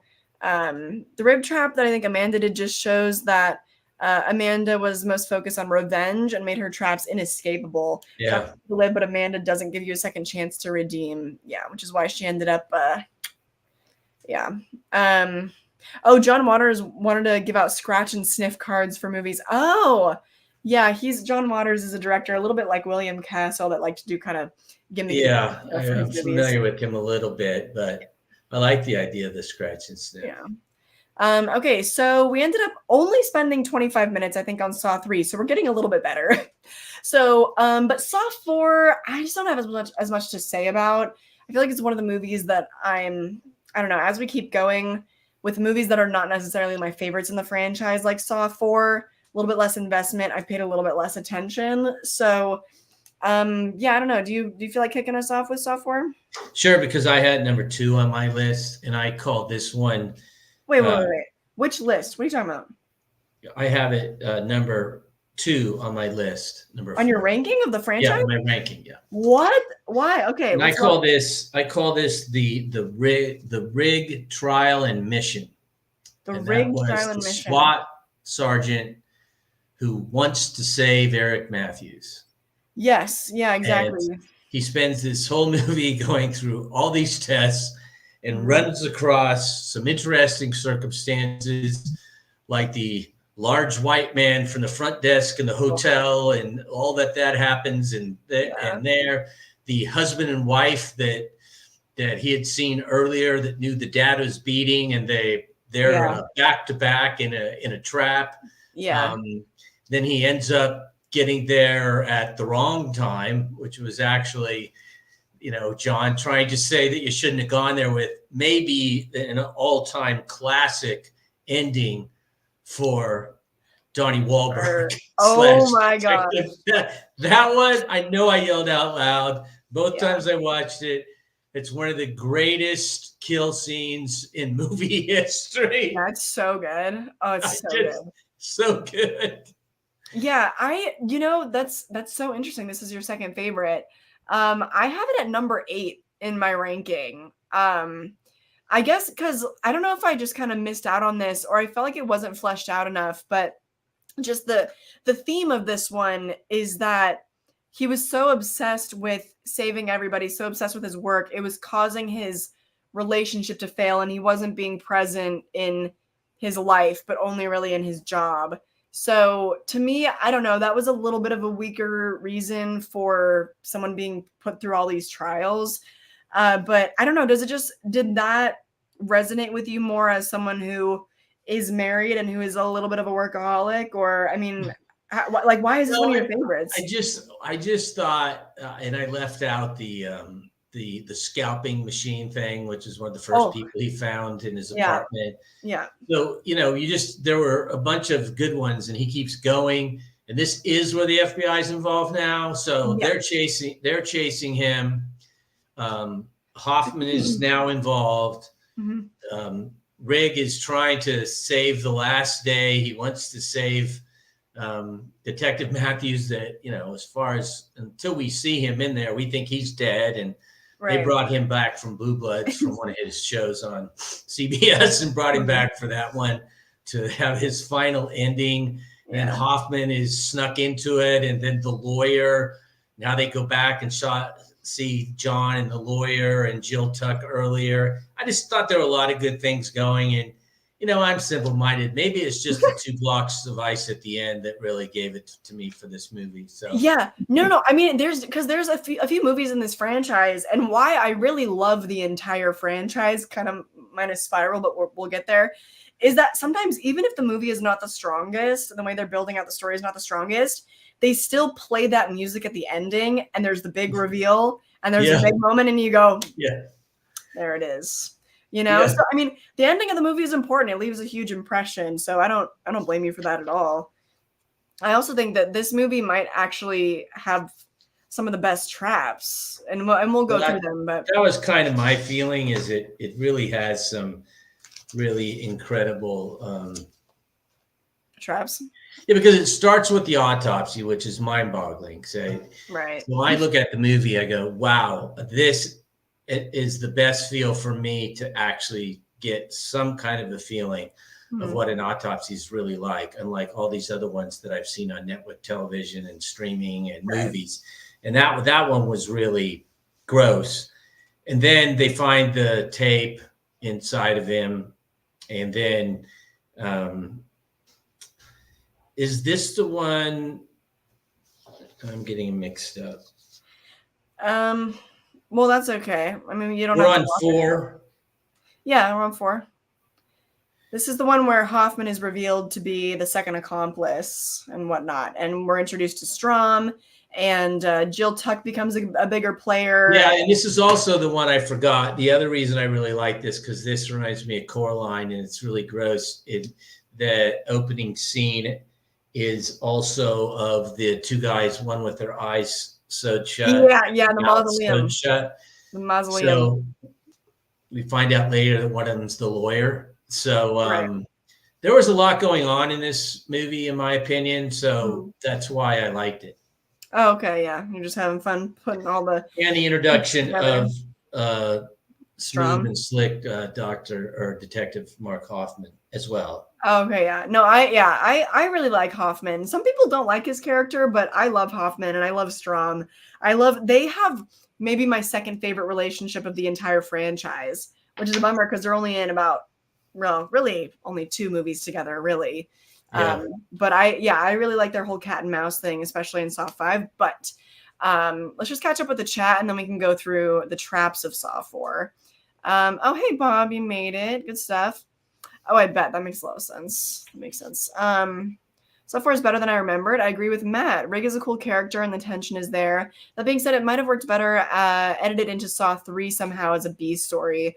Yeah, because I remember the first time we watched it, you were like, who is this guy? And I was telling you that he was in the previous movies, but he wasn't really a character. Yeah. Well, that's another thing. I feel like he's kind of random. He's kind of a random guy to choose for, I don't know. He doesn't feel like he fits in that well with the franchise for me, but whatever. Every time Matt says Eric Matthews, I think of Boy Meets World. I haven't seen that. Oh yeah, I don't remember why that married cop guy was the main character. At least it's deep in the lore with Jill, and it's the beginning of Hoffman. Yeah, important for the franchise overall. Yeah, I agree. The thing I love so much about the autopsy is it's the first time we really see John's presence become a major component of the movies post John's death.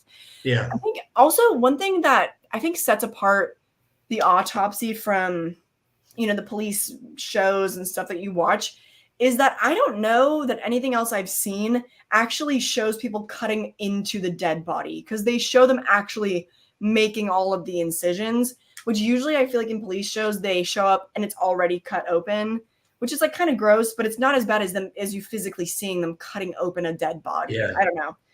That's my theory as to why it feels so intense. I like the comment by the one guy is he's cutting his head open. It looks like they did some type of backdoor brain surgery on this guy. Yeah. Which is what Lynn had done.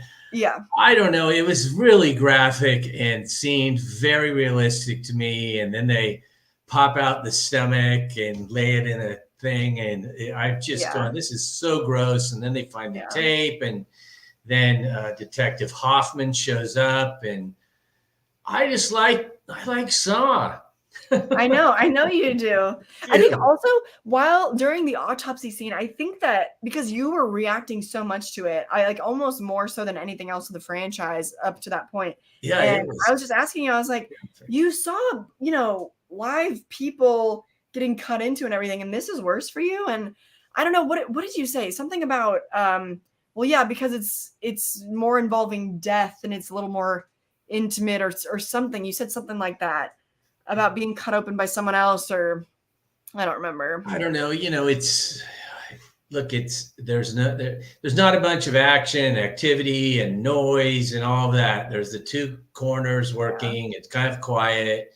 You know that this is John Kramer, Jigsaw, the end of the line. He's really dead. They're proving it to you to start this movie. Mm-hmm. And they're showing all of the, stomach up details of an autopsy. Yeah. I mean, I don't know all the things of an autopsy. I didn't go to med school, but they're just really gross. And and then when Hoffman shows up and they play the tape, and I go, okay, we're going for a ride. Mm-hmm. There's there's black ooze where the tape is found also. Yeah, it's really, really gross. Yeah, because John put some type of goop on the tape so that he could swallow it, which is just disgusting. Wax. Yeah. Oh, yeah. Ugh, God. Yeah. Remember, he was putting that wax on it. And I am squeamish with eating disgusting things too, because I'm in real life. I can't stomach. I mean, when I have to swallow cough syrup, I gag. How about a fish hook? A fish hook? I could not swallow a fish hook. No, I don't think I could do that. And pulling one. Yeah. Oh my God. That's what I'm just saying. We're coming to that down the line. We'll get there. Cough syrup, fish hook. I don't know. There's quite a difference there. We'll talk about the fish hook. That's in Saw 3D, I think. We'll get there when we get there. But let's talk about the traps in Saw 4. Okay, so the mausoleum trap. This one's crazy. One guy eyes shut. One guy mouth sewn shut. Of course, Riggs trial. The scalping seat. You were reacting a lot to that one too. I remember. Yeah, I was. The bedroom trap with that nasty guy. Oh, that whole thing. Yeah, the spike trap. I find this one particularly fascinating. I feel it's one of my all-time favorites. Yeah, I think it's underrated. It's so interesting how, she's with this abusive husband, and they used anatomy to pinpoint all of his like major arteries, but on her, they're not going through hers. So she has the choice to pull them out and kill him and free herself. It's I think it's underrated. This is a couple that deserves each other. Yeah, I love this scene. It's a well thought out, interesting trap. I think it's underrated. Ice block trap is obviously, ice block trap. Gotta love it. Oh my God. I yelled out loud the first time we were watching it. When those two ice blocks came down and made his head into a pie plate. Yeah. It's like, what in the world? Yeah, I know this was one of the ones where you were being very reactive. Yes. I also forgot that his very first trap was in this one. I forgot the background. Where he's telling him to lean into the knives. Yeah. That's a tough one. Yeah. And then the spine cutters. What was the attach his back? It was an elongated thing, blah, blah, blah, blah. Didn't follow orders. He had to build and set up the traps later used in Riggs' trial. Oh, I guess I forgot about this. How did I forget about that? That's too. Huh. Yeah, I guess, I mean, this one's just kind of simple. Like he had to do, was this the lawyer? Art Blank. Was Art Blank in That's the lawyer. That's the That lawyer. is. So he was also in, he was also in the mausoleum trap. God, that guy couldn't catch a breath. That's what it was. He was in the mausoleum God. trap. We didn't realize it till way later. Mhm. Yeah. And that was what happened to him. And that's why he's got that whole cut down the side of his face. When he's in that warehouse at the end, he's going, just wait. He's stopping Matthews from just ending it all and all of that. And it's because he was in the mausoleum. Right. And but okay, wait. So we ought to. He's a lawyer, so I had no sympathy for him. Yeah, right. Sorry to any of you lawyers out there, but yeah, so which one, this one, he gets pulled apart. Which one would you least want to wake up in? Let's say. What did I say on this one? Well, Wake Up In's different. I mean, like I said, the 2 Blocks of Ice is still my favorite, but as far as the grossest one, I mean, this guy having to shove his face into the knives or he's going to die. Yeah. And then he died anyway because it wasn't Jigsaw doing it. It was. This was John Kramer's his first trap, right? Oh. This was his very first one, I think. I thought he was doing it and he didn't get out of it. I don't know if he did. Let me see. Wait, small pressure plate was blah blah. However, there was. Let me look at my notes on that. Oh, it doesn't say. It doesn't. These just explain the traps. They don't. I don't think they ever really addressed that. What happened? What do you mean? He was the man responsible for killing John Kramer's baby. He was the one that. Yeah, no, I know, but did he live or die? I think he died. I'm pretty sure he did. Or no. Did he get out of it? I don't remember. Let's see if someone in the chat has. No, but maybe someone will. I think there's a little bit of a delay with the chat anyways. But yeah, so the one that I would least want to wake up in, I think, I think I would, God, some of these are just so, I mean, probably having my eyes sewed shut would really be a bummer.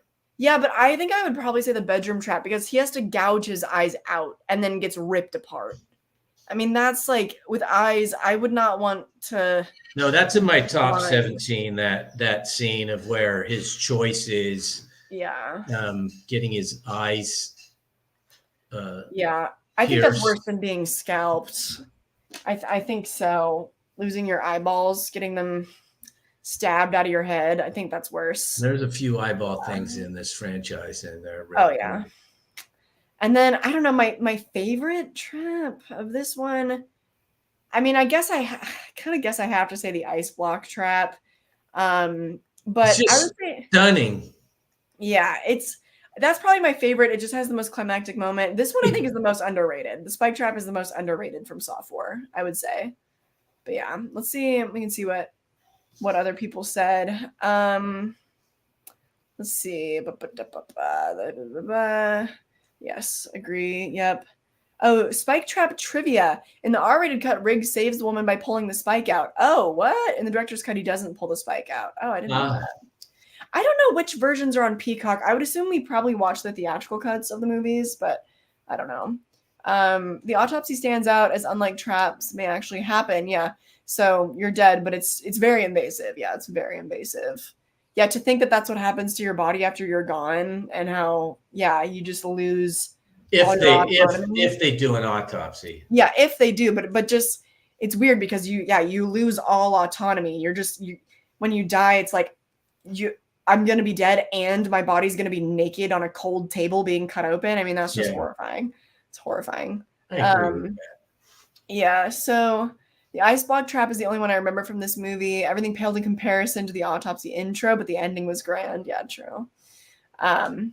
I know. I was thinking the same thing. He could have opened his mouth to try to talk, to communicate with the other guy, but slimy lawyer was just looking out for himself, I guess. Oh yeah, he got out of his trap. Right. Okay. The chair broke. Right. He gets out and attacks John. He falls into the razor wire cage. Wait, is that? Oh. Yes. Yeah. Yes. Okay. Right. And then John locks him into it. Right at that moment. Okay. Okay. We got to move on. Probably. Do you remember what your mom was calling it while we were watching all those here? While you were here for a week? No. She kept saying you guys are watching horror porn. Well, yeah, and the funny thing is she thought that she came up with that. She thought she was really doing something, but Saw has been called torture porn basically since the first movie. That's what this franchise got branded as. Torture porn? Torture porn, yeah. So, yeah, no, but yeah, my mom ended up kind of somehow on her own coming up with that. Oh, you made it. Yay, good stuff. That's what everyone calls it exactly. The Saw is basically the reason that term was ever coined, along with a few others in the early thousands. I can believe it. I know. Yeah, well, because I don't know, she usually will end up kind of standing back in the kitchen and watching stuff with us. And I feel like, didn't she do that with the autopsy scene? I feel like she was lingering. I don't know. But no, this one. You watched the autopsy scene, honey? Yes. Yeah, she did. From a distance, she said. From a distance, yeah. She stands back in the kitchen so she can say that she didn't watch it. And she has worked on a body before in PT school, so. Right, yeah, cadavers and stuff like that. Yeah. She's a bigger freak than us. Come on. Yeah. Yeah. She did it with real people. Yeah. As far as I know, even after 39 years, she's got a scalpel under her pillow. I don't know. I know she did. Okay, anyways, let's move on to Saw 5. Let's try to crank up the Saw 5. Saw 5. We only talked about Saw 4 for 20 minutes. We're doing good. So Saw 5, I ended up really, really loving on a rewatch. Like I said, I just love the relationship between Strahm and Hoffman. I love the twist in the movie. I love the trap, the moral of them all having to work together. And I love the end scene where you think that Strahm has maybe kind of won the day and locked that's a great one. Yeah, and locked Hoffman in his own trap. And here he is. He's just thinking, and he's not really smiling, but he's got this Cheshire cat look. Mischievous. And Peter Straub is trying to shoot it and bang it and break it, and he doesn't know that he's going to be made into the size of a small picnic basket after he gets smashed so bad. Yeah. This was the scene from Star Wars on steroids, the original Star Wars. Oh my God. I wonder if that was an inspiration at all. That'd be so I think it was. That's my prediction. Watching it a second time, I go, those guys probably filed that away and said, smashing somebody to smithereens might be fun sometime. Yeah, I remember because I've done a little bit of research on the movies, and it was just some sort of logistical reason why they had to change the trap kind of last minute. And they were like, what if we just had the walls close in on him? Because originally they were going to have him drown. Hoffman was still going to go in the ground and it was going to fill up with water and Strahm was going to drown. I think that crushing him was a lot better. But Strahm had already gone through that great one with his head in the glass box, and then he sticks the pen in. That was a great scene. I know that's an iconic drown again. Hold up. Okay, I got to pull up all the Saw. And the way the next movie opens is Hoffman getting the bits and pieces of him left, which weren't much because he got smashed so much. Yeah. There's a lot that I love. I like Peter Strahm. I was aggravated. I liked Peter Strahm. I wanted him to stay around. I love them. I love their cat and mouse thing. Hoffman is the best with that, with the cat and mouse. I agree. And I do think, I don't know if you reacted very much, but I do have a video of, I think the opening of Saw 5. I don't remember, but we can give it a shot. We can see, and then we can kind of go through the rest of your reactions of the movie and your initial thoughts and everything. Right. Let's see. Yeah, you pull up your notes. I'll kind of scrub through this, see if we have any good reactions here. Let's see. I could see my feet are Yeah, you're just moving bouncing. really. Oh yeah, He was this scene. Oh, because he has to. Yeah, he has to crush his hands. but he does, and it still slices him in half because this is Hoffman. Yeah, this is Hoffman. John Kramer goes, by the way, your pendulum steel wasn't good enough. Yeah, your little. I love. You always go. Ugh. Yeah, and then I think once he starts when it starts to swing into him, I think you had a nice little reaction, but I don't Oh my remember. goodness. Yeah, because this was Hoffman's cover to just murder this guy. Ew, his hands. Blech. Yeah, this was his cover to just murder him. That's why he kind of made it pretty much.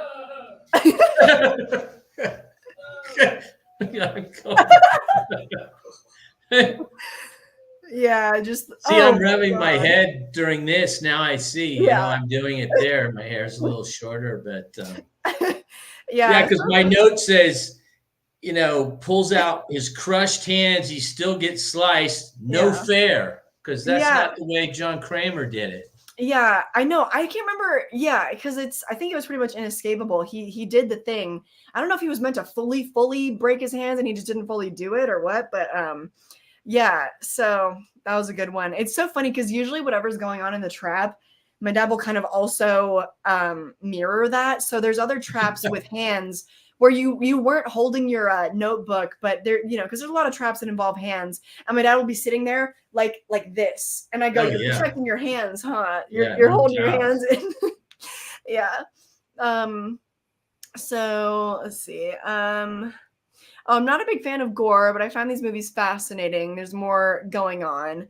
Yeah, and yeah. So, Dad, I guess I don't know if we've talked about this. When you enjoy gore, do you enjoy like the actual gore itself, or you just enjoyed the movies that had gore in them? No, I'm just.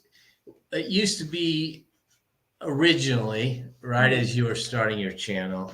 I didn't want to see gore at all. Right. Then it was okay, you know, I can see a little bit more, but now I love gore if it's part of a good movie with a good Yeah. story.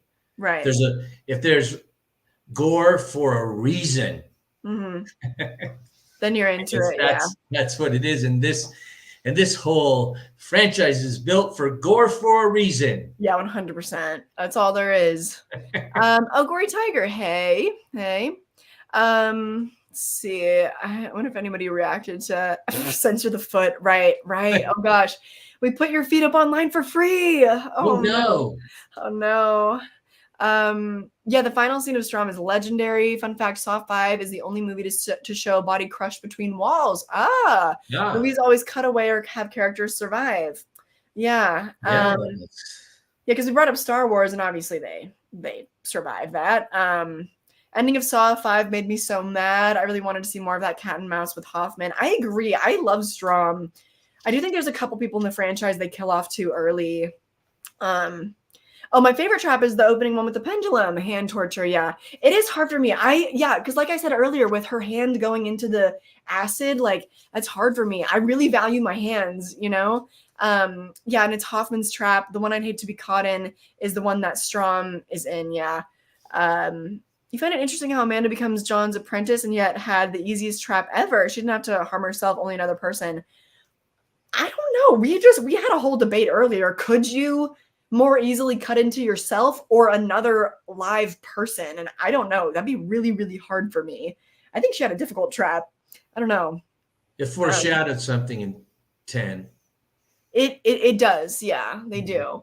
But yeah, so let's we're going through this a little more quickly now. Let's go through all of the Saw traps and then we will talk about our faves and whatnot.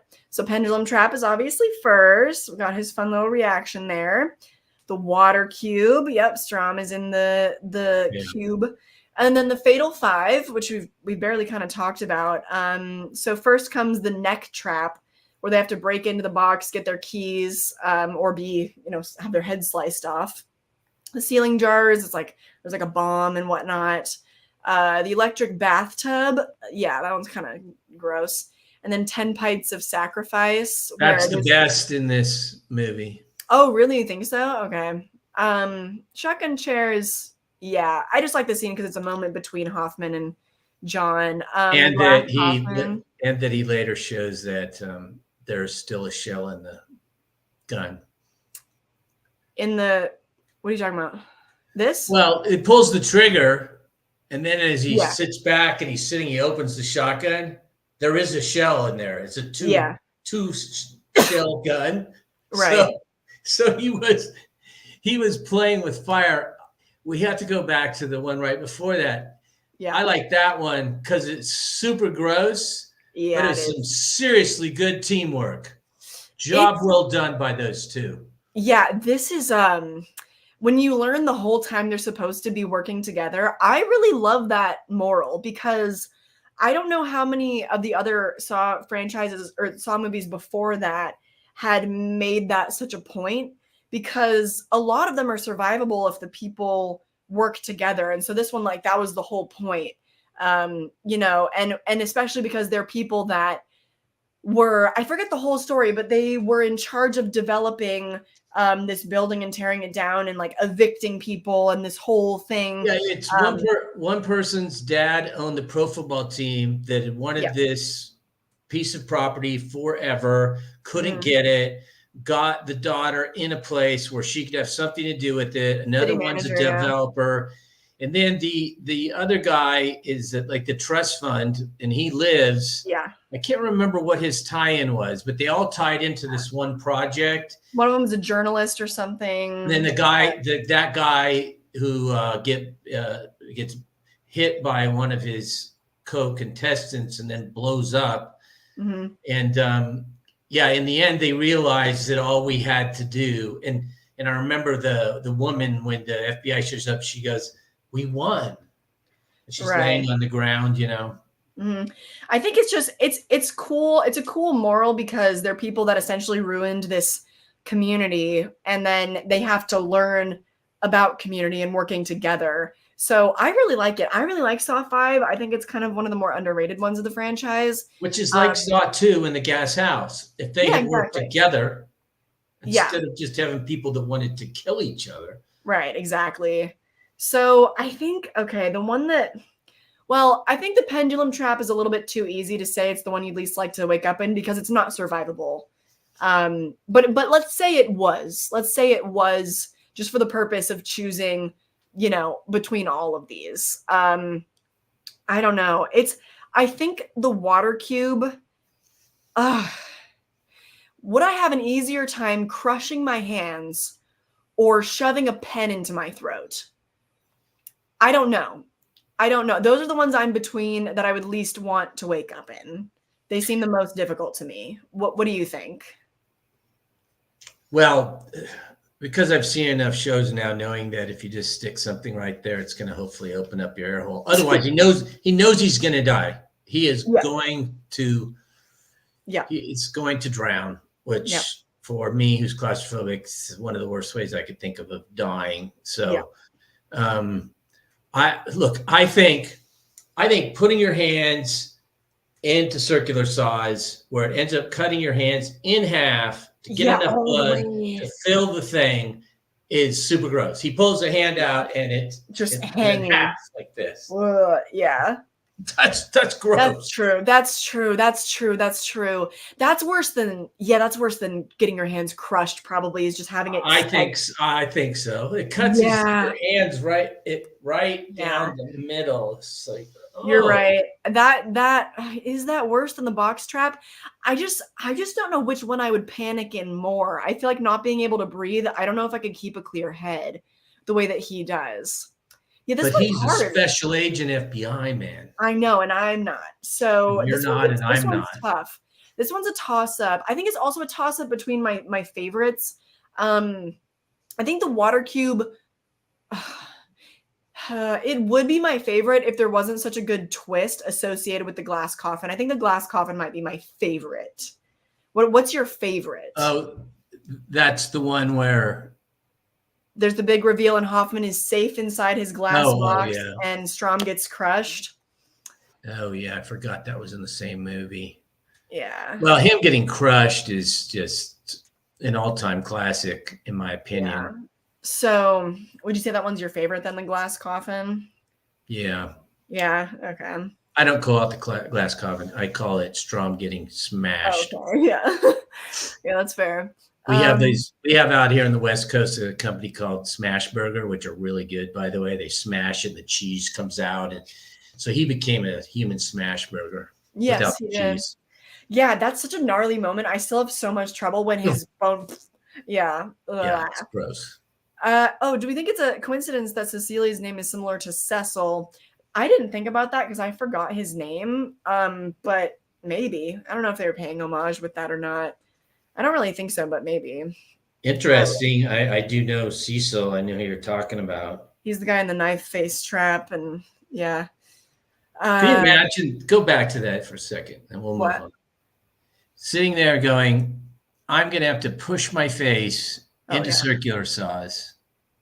Into knives. They're knives that he has. They're knives in that particular case. Yeah. Okay. He uses a lot of circular saws, but into knives, not knowing exactly where to get hit in your face with your eye, your nose, your mouth, whatever.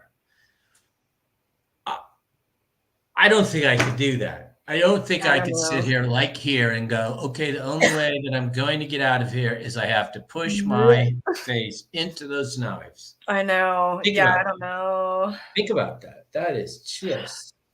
Yeah, that's why the other one in what is it, Saw 2 with the key in his face. Yeah, stuff with your face and your hands is really, really hard for me.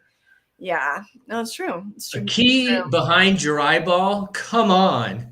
Yeah, no, that's too much. That's an all-time classic. And I thought it was cool that in that one, it was so gross to any of us human beings that the guy just couldn't do it. Yeah, no, of course not. Of course not. Listening to the lady getting her head cut off was pretty sickening for you. So that one was tough. The neck, what did they call it? The one in the very beginning of the Fatal Five. Right. The necktie trap where they have to break in and get the keys and stuff. Necktie, her head pops off, and then the next one is they club one person to death, and then he blows up. And then the third person goes in the bathtub. Yeah, the third person in the bathtub, then it leaves those two left. There's two of them. Saw 5 is underrated because the traps are definitely the B plot. It's the tension with Strom and Hoffman that make the movie. I agree. Also, the scene with John and Hoffman is my favorite in the film. Two twisted minds face to face. Gotta love it. Let's see. But that was a scene of, in my opinion, a good guy, bad guy. And a lot of times there isn't really that in this franchise. Yeah. But to me, Strom, he is the good guy in this particular. Yeah, I would agree. I think it's really fun how a little bit more of his animalistic nature, his id kind of comes out a little bit because he's been through the traps and he's dealing with Hoffman. And so he gets a little, I like his character development because he becomes a little bit unhinged, but is still ultimately like the good guy. And plus he's still really mad because the Jigsaw doll eye exploded in his partner Lynn's face. Oh yeah. What were those? Bolts or something? I never could. I've watched it twice. Somebody out there, what do you think came out of the eye of the doll and went in Lindsay Perez's face, which she did live through? I think I can't remember. I can't conjure the image, but I would imagine it was probably just shrapnel of the gears and stuff inside of the puppet. Because it looked like, to me, honestly, it looked like bolts, just like I think it was like gears and stuff from inside because the puppet's mouth moves and it's a little robotic mechanical kind of thing. So I think I jumped in that one both times I watched it. Oh yeah. Yeah. I agree. Yeah, that would have been great promotional material for Saw 5. Yeah, I also like how they're calling mom Mrs. Matt. Yeah. Are you okay with being Mrs. Matt, honey? She said no. No. Well, what do you want to be called? Do you want your identity to be secret? She wants to be called the Wicked Witch. She didn't say that. She did not. No, she said, she asked if it was okay if I'm called Mr. Cassie. Oh, okay. Yeah, her name is Cassie, if you want to call her name. But yeah, oh yeah, having to stick a hole in your neck would suck. I'd hate to do it, but I can't do it without my hands. Yeah, they always go for hands. But could your neck hole heal? I don't want to know, but I'd rather do that. Yeah, because that's a thing that you do sometimes if people are choking, right? And if the Heimlich maneuver doesn't work or something, you have to. What's that called? Well, remember, this is foreshadowed when Lynn finally gets out of her oxycodone deal and actually comes into the emergency room at the hospital. She does something similar to that little kid who was going to die. Oh, the tracheotomy, Yeah, right? they're all Yeah. going, don't do it, and she just goes boom. Yeah, and saves the kid. So. True. Oh, thank you. I wouldn't want to do any Thanks, of the teamwork traps because they aren't team players. That's true. So true. Is the water in the water trap undrinkable? I didn't think of that. But that'd be a lot of water to try to guzzle. I don't think that would work. I don't think that would work. I don't think that would work. I think that volume of water, if you tried to chug that much in such a short amount of time without losing your breath first, I think you would throw it up and then you'd be drowning in your own vomit too. So, regardless of if it's drinkable. Well, I hope it was at least purified water anyway. I mean, yeah, I would hope so. But also, when you take a look at the picture, it's beautiful water. I mean, it's just crystal clear, that water. I mean, it's, so it's a great scene. It's a great scene. Yeah. I love it. I think it's underrated. But now it is time to talk about my favorite movie of the Saw franchise, Saw 6. So Dad, I will I'll let you take it away this time. I call this the story of William the a-hole insurance man and Hoffman. That's what I call this. Yes. This guy early on established in the movie that he's one of the biggest jerks ever for lots of different reasons. He is just a jerk. We all hate him. Mm-hmm. They flash back to him turning down John. They flash back to him at a party where he meets John, explains that he's the one that comes up with the formula. We hate him. We hate him. We hate him. We hate him more and more. In today's world, we all hate big insurance even more than when that movie came out. Yep. So I was really all in on this movie because I hate big insurance. And, they start it with, he thinks it's really funny that he's not going to show up at his wife's birthday party. There's just nothing good about the guy. And then to top it off, he's still there at night and it's dark and he ends up shooting the security guard, which they never even talk about that. But, that's true. And I love the game. Mm-hmm. I love the game. Me too. William, would you like to play a game? Yep. And it's a great game. So I really enjoy that movie a lot. And I loved the ending of this particular one because this is the one where Jill Tuck puts the reverse bear trap on Mark Hoffman's head and says, game over. Yeah. And we actually, because I can't remember if before that, I don't think we get to see the trap actually go off on someone's head before that, right? Not really, because it was Amanda, and somehow Amanda got out of it with just some tearing. Yeah. So we don't really know. Hoffman, and of course, Hoffman gets out of it again. So at least we got Hoffman for another movie. Now his in a whole part of his one side of his face and all he did to get out of it. But I did kind of enjoy Jill Tuck getting the mask on and turning around and saying, game over. Yeah. This is a good movie for Jill. Oh my gosh, I love everything about Saw 6. For me, it's a perfect movie, but where did you rate it on your Saw rating? Well, I rated it too low, really, I think. Yeah, I rated it way down the line. Really? Yeah, I did. Where did you put it? It's hard for me to rate all of these. Well, because I had it at number 8. Wow. Okay, that's pretty low. It's pretty low for Saw 6. But why? Could you just give us some sort of like different? I don't think I had a good reason, frankly. I just knew that you were going to ask me to rate them, and I did have the Saw 3D and we talk about it is an all-time highlight for me because I love this guy faking like he's a survivor. So I had to put that in front of it. But wow. Okay. Hot takes. Hot takes from Matt. Okay. But I probably would move it up. You know, if I sat around and talked about it more and read a little bit more, I'm sure I'd have it. I'm sure I would have it higher because I really hate the insurance guy. That's why it's so personal for me. That's why I loved it so much. Yeah. And then Saw X is kind of an extension of that, but we'll get there when we get there. Yes. So, I watched Saw 6 just today before the stream and I loved it. Yes, you're not crazy for putting this at the top of your list. I'm telling you. Yeah, the commentary works because corporate greed is just out of control. I think, I mean, it's more relevant than ever right now because we have the labor movement going on in our country, just all types of different industries. Yeah. On part 2 to the comment, and it might have my favorite moments of John Kramer's philosophical insight with his reasons for the victims' traps having such moral depth, or people who don't appreciate what they have. True.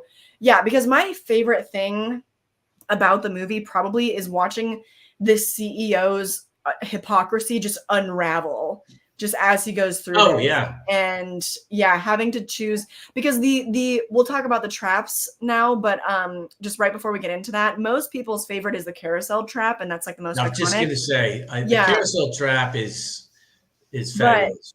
But one of the moments that sticks with me even more is when he's having to choose between the two people.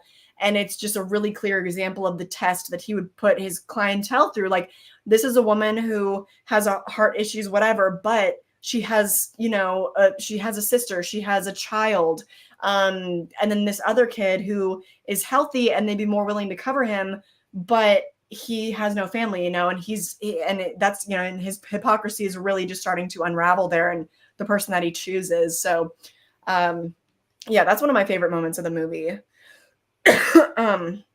But yeah, we got to go through the traps. Any other thoughts on the plot or your favorite twists before we get into our favorite traps?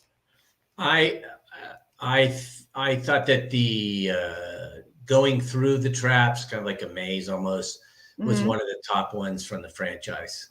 I agree. See, again, I love the ones where the trap is like one big giant thing, like the house trap in Saw 2, like the Fatal 5 in Saw 5, how they have to move through, that's a good point. That's a really good point. So it is tough because then they always categorize that as kind of one big trap on the trap list. Yeah, see William's trial. What's the twist at the end when he gets done, and then there's so people come together. It's not what you think it is, and that was interesting as well. No, so many good twists too. But the pound of flesh one is so gnarly. Oh my god, I have that on my thing. I do think that I do think I might have gotten your reaction to this. I think I actually might have. Hold on. I can't remember though which one this is from, but whatever. It's fun. We haven't watched one of your reactions in a minute, so let's just see here. Was it was it in the I don't know. Whatever. Let's watch it.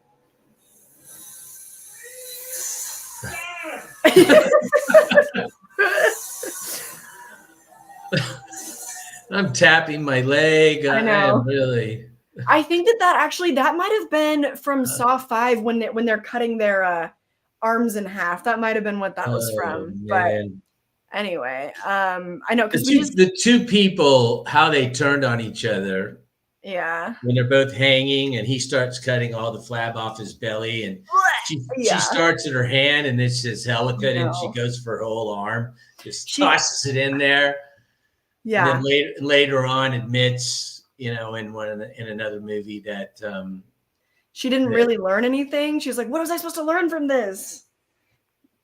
Yeah. Well, no, I think she started talking. She did start in a positive way, I thought, by saying, we were both just cheating people.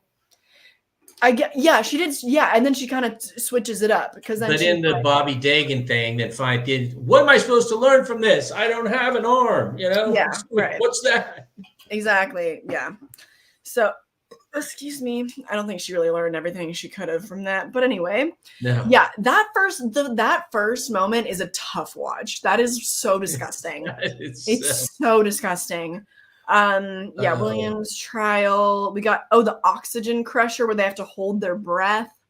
That one's tough. The gallows. This is the one that really just psychologically kind of sticks with me.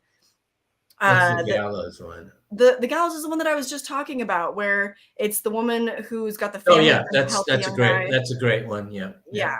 Then we've got the steam maze. So there's the boiling steam that he's gotta take it himself so she can get through, and it's like teamwork moment there. Then the shotgun carousel, obviously so iconic, right?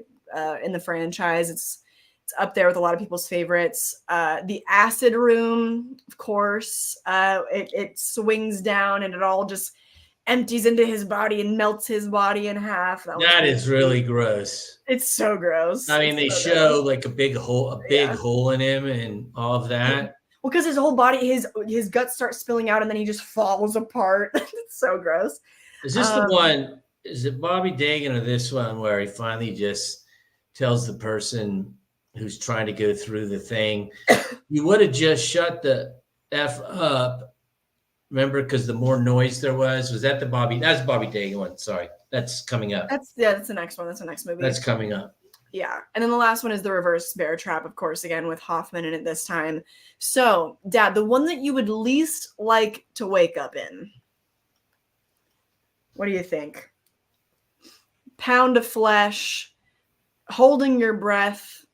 This one's not really your choice, so I don't know that one really counts. Steam maze. So burning your skin. I don't know, man. That merry-go-round, to be on that merry-go-round and know you have no choice, and it's like 2 of 7. Screaming for your life, all the reasons you're begging everybody's yelling and saying all these things. Oh, her parents hate her and she's lying. No, she's not pregnant. And then the very last guy to get shot, I love him, the guy at the crew cut, who is probably, like Mr. on campus in the bear pit, but he's just swearing and screaming at him about his stupid policy and this and that. I think that was a very well done scene, but I mean, nothing's grosser, I'm sorry, than that big giant trap just flopping onto the back of William at the very end and all of the acid starting to go into his body. Yeah.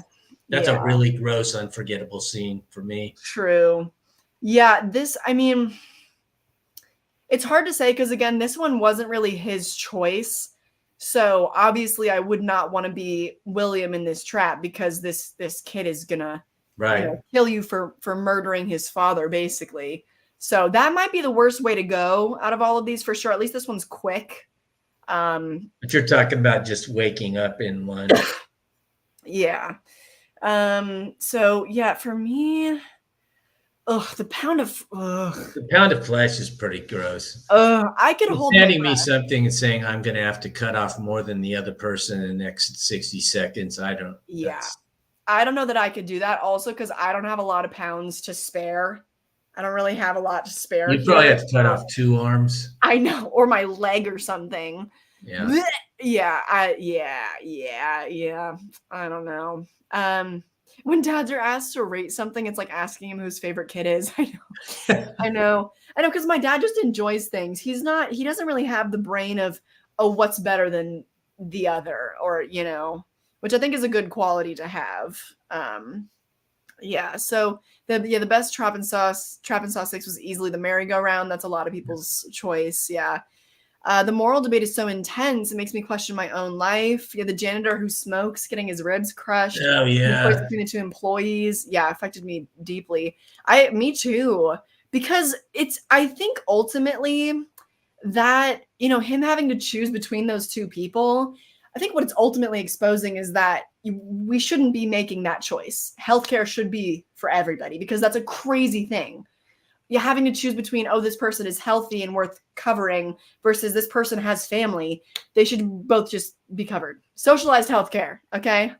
I think that's kind of the point. Well, I agree with that. And I also agree with, or my other big point about what I think he's saying in this is when you step down from the ivory tower and you're on the front lines Mm-hmm. and you're having to make choices, Yep. which is what he had to do throughout his test, that it's a whole different ball game. And, you know, for Yeah. many company, lots of companies, if you stay in your ivory tower and you don't get out on the front lines and see what the results of decisions are that you make Mm-hmm. in regard to the company, I've had it in my own small ways in my company. Yeah. Here's a guy that was so proud of his formula and never saw people as people. Mm-hmm. And all of a sudden here he has to see people as people and make choices. And yeah. That was super powerful. Yeah, because it's crazy because he was already making those choices. He was already like correct, sentencing people to death. So he just was physically doing it himself this time. It's just, woo! I love Saw 6. I love Saw 6. Oh yeah, the woman in the Pound of Flesh scene got that role for winning the MTV game show. Yeah, so it was a reality TV show that I think was called Scream Queens or something, that James Wan was a producer on, I think, or something. Yeah, that's how popular it was in 2010. So she won that role on a little reality game show. Yeah, the Pound of Flesh is awful because no one wins. The guy who ended up losing got cut up for no reason, and the girl who won is forever scarred by it and didn't learn anything from it. That's true, yeah. I know the reactions are so good. I wish you guys could have watched all the movies with us, but that was just tough. I was sick. I was not up to streaming that week that I was home.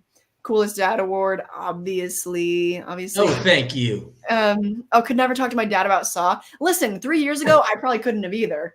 Nope. We've really gotten him all in. I never thought we'd get to this point, you know?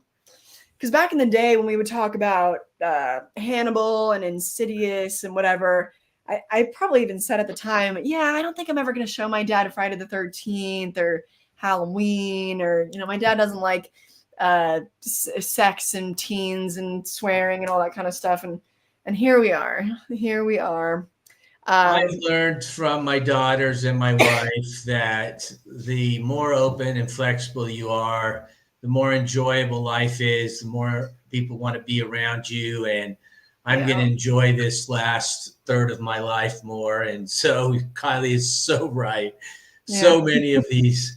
I saw some friends of mine down in Southern California for this past week, and I was telling him, you know, about Kylie's channel and her Patreon, and that, you know, I occasionally get to be on it, and you know, I'm pretty much open to everything. Once in a while there's something a little over the top, but I mean, look, I love Saw. I want to see another new Saw movie. I think Mom is messing with the lighting. Also, Mom reveal. I don't know why she decided to do that at that moment, but she's gotta lower the shades a little more, I think, because now your face is too overexposed. Yeah. What's she doing that for? Probably at my age, you don't want your face overexposed. Well, no, yeah. Okay, wait. Oh, there is that helping? She's got to tilt down the shades. I don't know what just happened there. The shades, not the oh, it's getting messy. That's did she shut them all the way? It looks fine. Actually, it looks good. I think it looks fine. Yeah, she can leave them. Did she open them again? Mom, just leave them shut. That's good, Mom. Oh my gosh. Okay. There we go. Mom reveal. She's in the mirror. I don't think she knows she's on camera. I don't think she knows she's on camera. Anyway. Okay, where were we? Oh, the next franchise I'm going to get into, I think I want to get him into Final Destination because I think that he'll like that too. Jigsaw bringing families together since 2004, baby. Oh, man. I read that fathers who have daughters tend to live longer. Yeah, that makes sense, actually. I'm good by that. That makes sense. Yeah, life's too short to not enjoy and be open to things. Exactly. Yeah, so where were we? We chose our we got through all the Saw traps in Saw 6, I think, right? Are we moving on to Saw 7 now? Yeah. I think it's time. 3D. Saw 3D. Mm-hmm. And you seemed excited to talk about this one, right? It had some of your favorite stuff in it? Because I thought I hated William the Insurance Man. Mm-hmm. I hate Bobby Dagan, the fake survivor, even more. Really? I hate him. I don't think I could hate anyone more than a health insurance CEO. I don't know if that's possible, but I'll let Call you it explain. 50-50, but the fact that he was having support groups and all, I mean, that's like that senator or representative from New York that ran on lying about all the things that he really did. George Santos? Yeah, George Santos. This reminded me of that a little bit. I mean, this guy is just telling all these lies, and his wife doesn't know it, but his lawyer, his publicist, and his managers, they've been friends since 6th grade or something. Right. And they think it's okay to do that. I thought that was just terrible. No, it is. I mean, it is another awful thing of taking advantage of really, really vulnerable people. I understand it's not as comparable to insurance companies, but I just, after having William in Saw 5 or 6, and then going to Saw 3D and having this Bobby Dagan character. Yeah. By the way, I love that scene where John is in line to get his books done. With the backwards hat. With the backwards hat on. Says, you look good in this. I don't need this. I already know what you look like, when he takes the dust cover off the book. Yeah, and what does he quote? Does he quote? He has one other good line. And like I said, I could just do lines that John says throughout the movies. He quotes a philosopher or something. Yeah, he does. I don't remember. Anyway, it's really good. And the fact that this guy would go to support groups and all that. But thank goodness for Dr. Lawrence Gordon. I love him. I used to not like that twist because I was like, what? You just hear this. Yeah. The slow clap. You wonder what's happening. And there he is, coming for the pass, an oldie but goodie, Dr. Lawrence Gordon. Well, because for a long time, I guess you kind of had to be there in the fandom as the movies were coming out.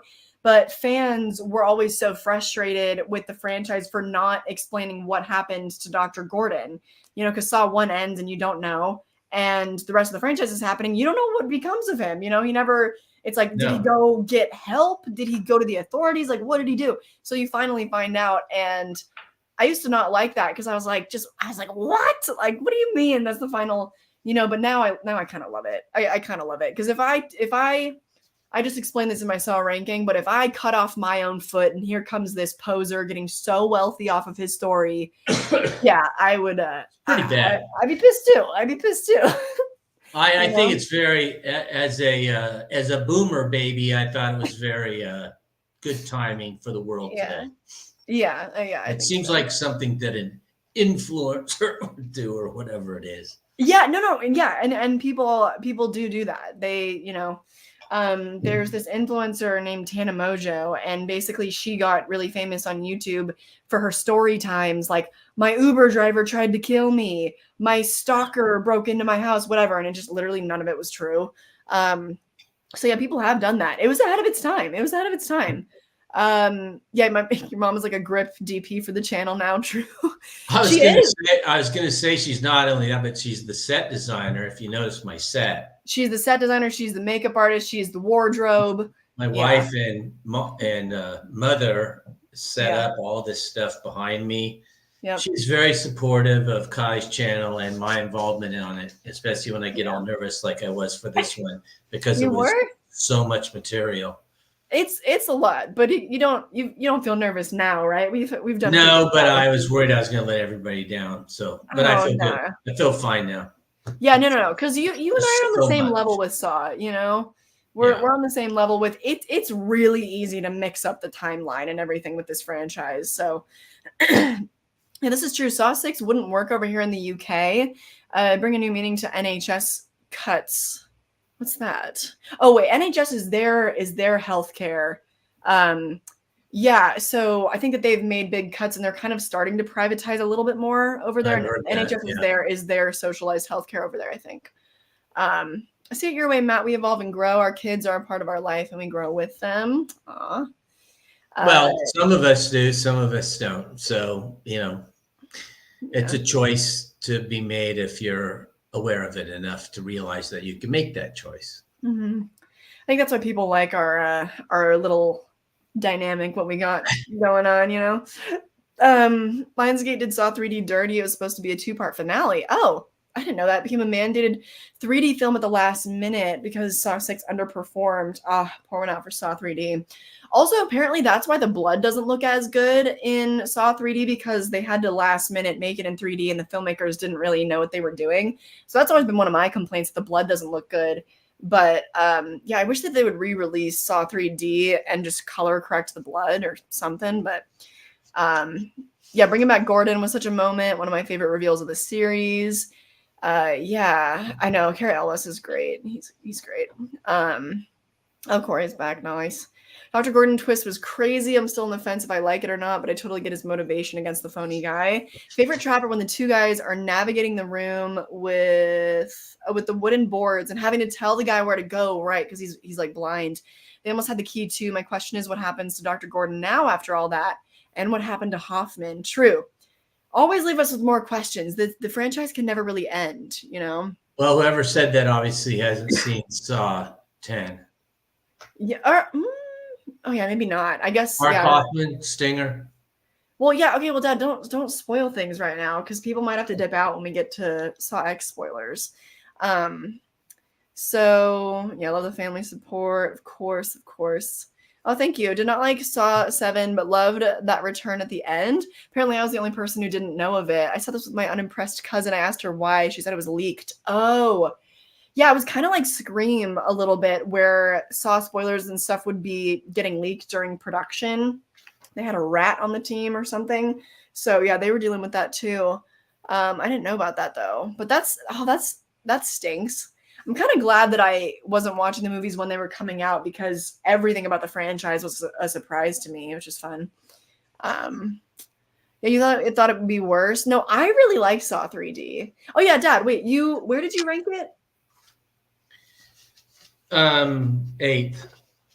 No. That was Saw 6, I thought you said. Yeah. You put it above Saw 6, right? You said? Oh, I had it as 6th. Oh, I okay. ranked it 6th because of the Bobby Dagan thing. Oh, right. Okay, yeah, you loved to hate him. And because the set piece of the racists. Oh my God. Yeah, that one's crazy. That was so good. Yeah. Okay, wait. So let's go through the traps. Let's go through the traps. We're gonna get through this more quickly. Oh wait, here. Saw 7 traps. The skinhead having to give some real skin, baby. Yeah. Oh. Ah, True. Yeah. Oh wait. The first one is the public execution trap. Yeah, I'm not crazy about this. Not crazy about that one. Yeah, because you said it and you read my mind. You were like, oh, they weren't doing the, skimpy clothing boob thing before in this franchise. Like, that's weird. Yeah, this went kind of, okay, what we're gonna. Yeah.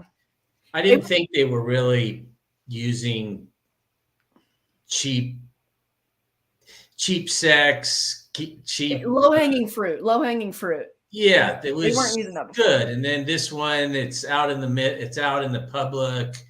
Then she's got it, she's showing her things, and that was bad part of the start of the movie. Yeah, and it's also just, and it's like slut shaming too, because it's her and these two guys that she, I guess, was playing or something, and yeah, so they like have her on display.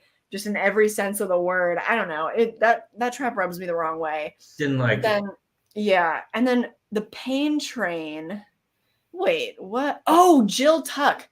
Right. Was that a dream or was that for real? That's a dream, and it's really good. I have that on my list. Yeah, that one was a dream, but it was really good because she was going down that rail line that was going to split her right in half. Explodes her. She like explodes basically.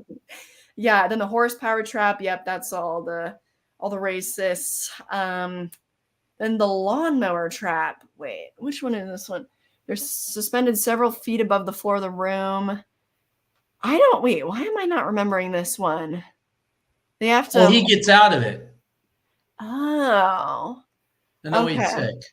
No, wait a second. And then, the levers consist of shard appointment or lawnmowers.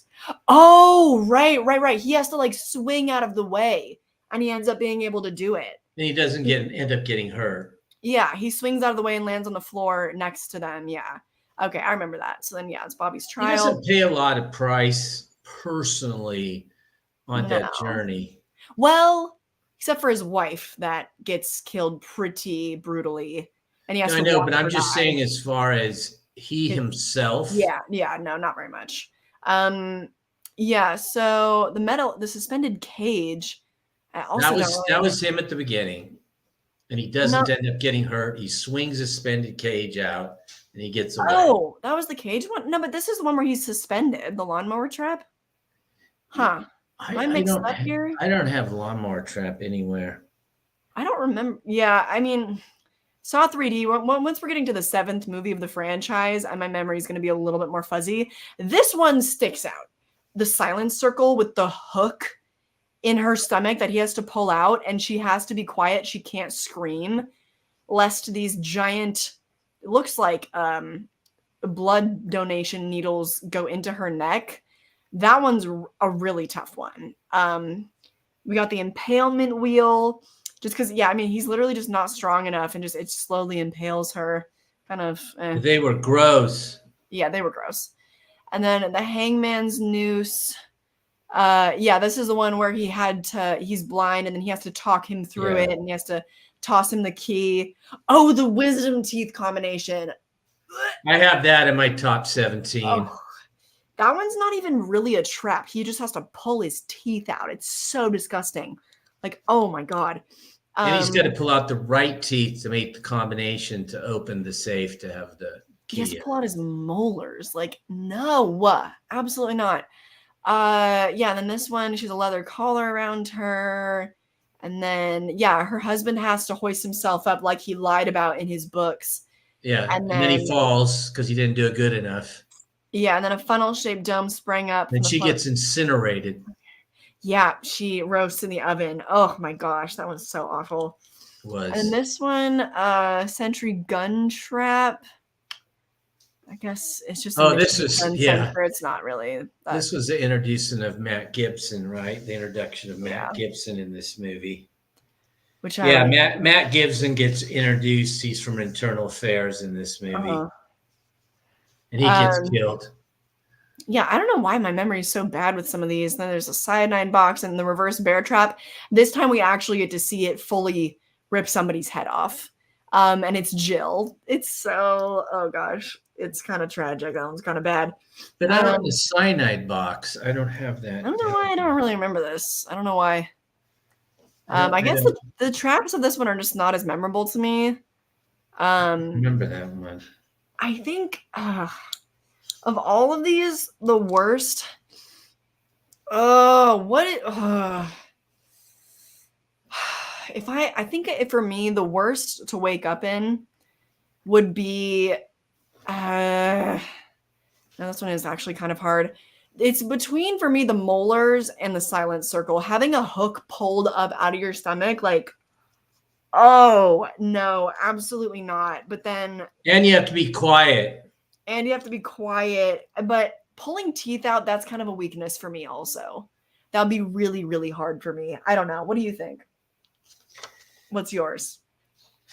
Oh, my nose is itchy. But what was the one here about you have one chance to live, tear your tongue out, live or die, make your choice? That one's in Spiral. What are you doing? Well, that's you can just Spiral. look. I just went through all of them on this page. Just you can choose from these.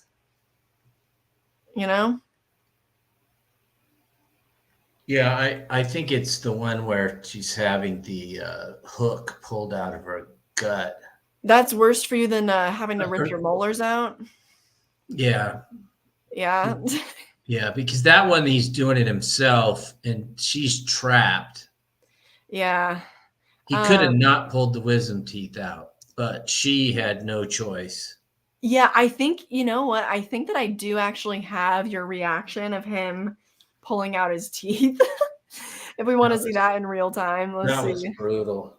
Yeah, I think this is it. Let's see here. Yeah. Oh.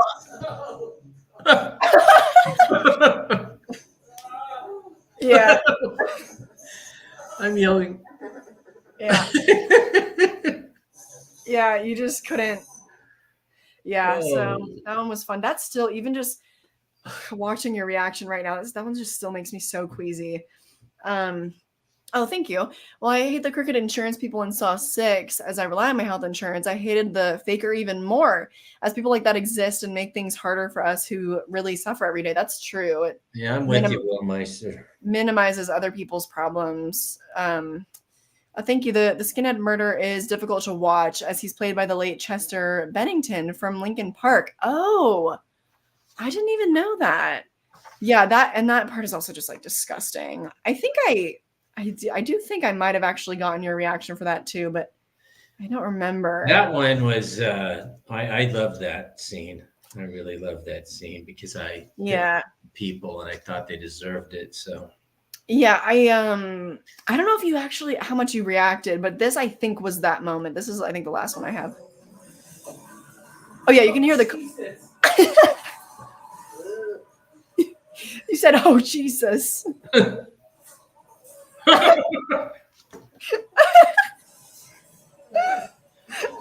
well, I'm just entertaining watching watch. I wonder if that was when his skin got ripped off. I really grabbed my head a lot. I just noticed that. Yeah. Oh, that was so gross. Yeah, that was a fun one to watch together. Yeah, but we've been live 2.5 hours. I think we got to move on to Jigsaw. We got to ramp it up lest we keep these people here for over 3 hours. The lawnmower trap was a 5-second flashback that one of the survivors in the group talked about. Oh, that's why that mixed me up. I was like, I don't really remember this. Right. Okay. So that was not the main guy. That was just a flashback. So I think that's why you don't have that one written down because it wasn't actually part of the main story. I know he squirms the reaction, putting up the hands. I'm telling you. I see that Matt has had some bad trips to the dentist before. Yeah. Actually, yeah, we both do not do well at the dentist. We both do not do well. I like Valium before I go to the dentist personally. Me too. Me too. I gave Jigsaw number 10 out of 10. Jigsaw's Oh, that's your least favorite one. Okay. Mhm. Yeah, for me it's at number 9, so it's also not one of my favorites, but why is it so low for you? Your least favorite? Because unlike probably most everybody on this thing, I did enjoy Spiral and them getting these dirty cops. And I'm not an anti-police people, but I really got a kick out of them getting their comeuppance. Mm-hmm. And I felt like Saw 10 I couldn't really rank yet. So. Oh, okay. Well, but I want to talk about it. Whatever you say, I can and can't say. Yeah. No, we'll get into spoilers. But Jigsaw, it was pretty good. The people in the barn, and they all had done something really terrible. It was fine. It's the Detective Halloran and Logan at the end, and the laser, which is an all-time classic when he uses the laser and then his head splits like a grapefruit. That's really gross. And, the thing in the silo, they're drowning, and then all this stuff is coming down that's going to cut him. Yeah, it's pretty intense. Ryan doesn't, I think his name is Ryan. He doesn't want to cut his leg off. He finally does. It comes out in 2 chunks. Yeah. The whole Halloran and Logan thing. I enjoyed it, but to me, it wasn't like the first, 7? 7, yeah. Yeah. I enjoyed it. Yeah, the first 7 are really their own storyline. They're really their own thing. This one just felt like, okay, this is a new game. This is a new, no pun intended. No pun intended, actually, because in this one, John Kramer is showed in this. Yeah, it's the weird twist reveal thing is that when he showed up, that part of it was a prequel, and this took place 5 years ago. But then the modern day trap, Yeah, it's like, oh, his DNA is there, but he's dead, but blah, blah. But yeah, the thing that really kind of takes it down is just the fact that they reveal a fourth accomplice. Yeah. That it's just, I mean, it's like, we don't need that. We don't need that. It's a little far-fetched.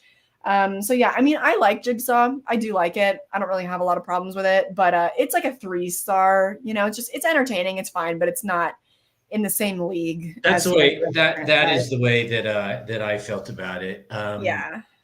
Although the grossest scene was the laser with his head splitting out like a flower. Yeah. But one of my favorite scenes of all the 10 movies is when he leaves the shotgun with one shell. Yeah. And the woman can get to it faster than the poor guy that's leg has been cut off in 2 places. Yeah. And she pulls that shotgun up to kill him. And it is set up to shoot the person that's shooting it and blows her face to infinity. I did love that particular scene. And then it ends up that the keys are inside the shotguns. That's right. And they're broken. Yeah. They got broken too. And the whole Eleanor thing, Eleanor, his assistant, Logan's assistant, and she's a groupie of Jigsaw and like Scream. She's got the whole thing set up with all these things, right? Yeah. I don't know. She didn't really play a very good part. She's just like a red herring, you know. And she is a red herring. It's too obvious. She's a red herring. Yeah, it's not going to be her, you know. But thank you. Jigsaw was okay. I saw the twist almost as quickly as Saw 2. The one trap I didn't hate was the one with the falling objects. This movie's strongest point was the comedy. Let's see. Let's go through the when the guy jabs the 3 needles and one of them's full of acid and her head just falls apart. That was super gross. Yeah. When the young guy who sold the motorcycle parts is up there and she tries to save him and he goes into the super duper blender machine. I'm gonna go through all of them right now. So okay, Edgar Munson's test that's not really like a trap. Yes, the bucket room. This one for me was just a little bit too similar to Saw 5 with the That's what I thought. People. Yeah, so no. And then we've got chain hangers. So this is the one where they have to confess and whatever, and they pull up in the air. And then he stabs her with the needle. He stabs her with all 3 needles. Yeah, that part's pretty crazy. The leg wires is disgusting. Yeah. The silo trap is intense. The cycle trap, that giant spinning thing that he's being lowered Which into. Eleanor had an exact replica of in her own little museum. Yeah. And then the shotgun keys. That's a nice little psychological one, I think. Love the shotgun key. Yeah. And then, laser collar. Laser collar. Is that your favorite one or just the grossest one? The grossest. Okay. Either way, just think of somebody's head opening up like a flower. Yeah. Or if you use an apple, I don't know if anybody ever uses an apple cutter. You just push down and it puts the slices out. That's what did to Halloran's head. That reminds me of that for sure. I think my favorite, just because of the reveal and everything, is probably the shotgun keys. Not visually the most stunning or anything, but I think probably my favorite. I think this one was the most intense and caused my heart to race the most. When the knives and all and pitchforks and everything were coming flying through the sky and falling, I thought that was really good. Yeah, I think. It's hard for me to say a favorite. That's kind of how I separate them. I think I gotta go with the shotgun keys as my favorite. But Dad, which one would you want to wake up in the least? The laser collar. Yeah, you think? I don't know. To me, this one, I'm like, that's kind of a quick death. Like, kind of doesn't. I wouldn't be thinking that at that moment, though. That's true. But I don't know. I think the leg wire is disgusting. But I think you probably have you're less likely to survive probably the big silo. This one might be the toughest because this one is more up to chance. It's not even your choice, really. Everything that fell from the ceiling could have just taken their heads off. So the last shot they do of that, in the beginning, they're showing it from their angle. And then they're yelling at Ryan. He's going, he almost does. He goes, no, F you guys, I'm not Yeah. doing it. Then they go back and they show it from above and just all of these butcher knives and pitchforks and shovels and all this stuff. I'm thinking, that's scary because you can't move because you're in all that grain in a side. Right. Yeah, that one's I think the most stressful one to me of that movie for sure. Yeah, Jigsaw has a soft reboot feel, not just with the retcon, but the cinematography, and all the coloring and everything too. More modern, not so 2000s, which to me gives the Saw movies their identity. I'd rather stick with them. Yeah, I agree. I don't like how clean Jigsaw looks, because they take away the kind of green filters and coloring, and so I do want to say that from the beginning, I love the cinematography in this movie as I learn more about movies, the way they speed up the film, and then also just almost like they're shaking the camera. Yeah. And they have that reoccurring throughout the movies. And like you're saying, they didn't really do it much in Jigsaw, if any. They might have done a little bit. But I loved that. And I think that's another reason that James Wan and his writing partner, who I can never remember his name, but are really good, because they did that photography just made it feel that much more frenetic and gritty and really gritty. Yeah. Which, speaking of cinematography, I think you might have knocked your camera because you look kind of crooked. Do you see that? Maybe you moved. No, other way. I think that's better. Yeah, there you go. You're a little straighter now. That's better. Okay. So let's see. Do we think we'll hear about Eleanor or Logan in the future? No, because people didn't really like Jigsaw. So I don't think so. Tiago's here.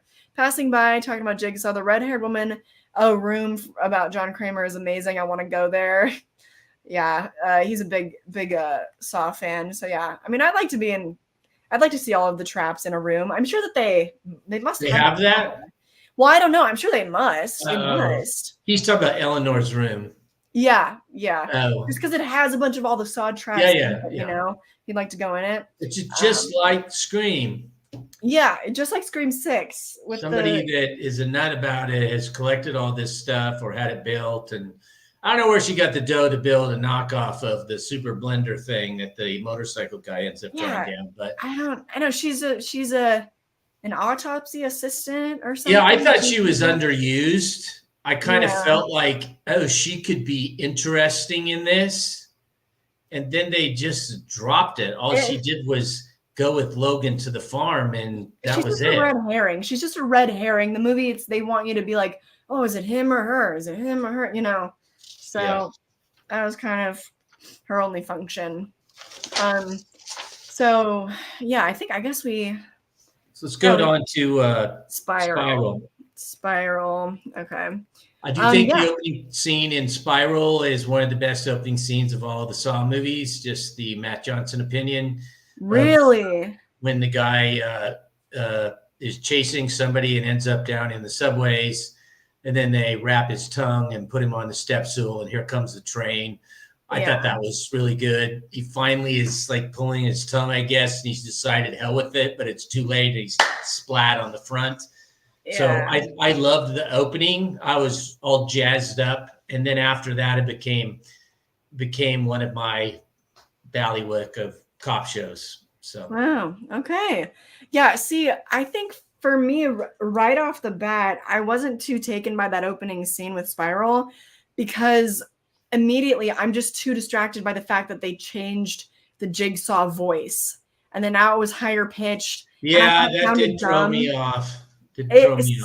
Yeah, so I didn't really appreciate a lot of the traps the first time, because anytime I heard the voice, I was like I don't know. I just wasn't into it. And I feel like a lot of the other traps in the movie are just weaker than other ones in the franchise. But now I'm super curious. So where do you rank Spiral then? Well, I think I have Spiral.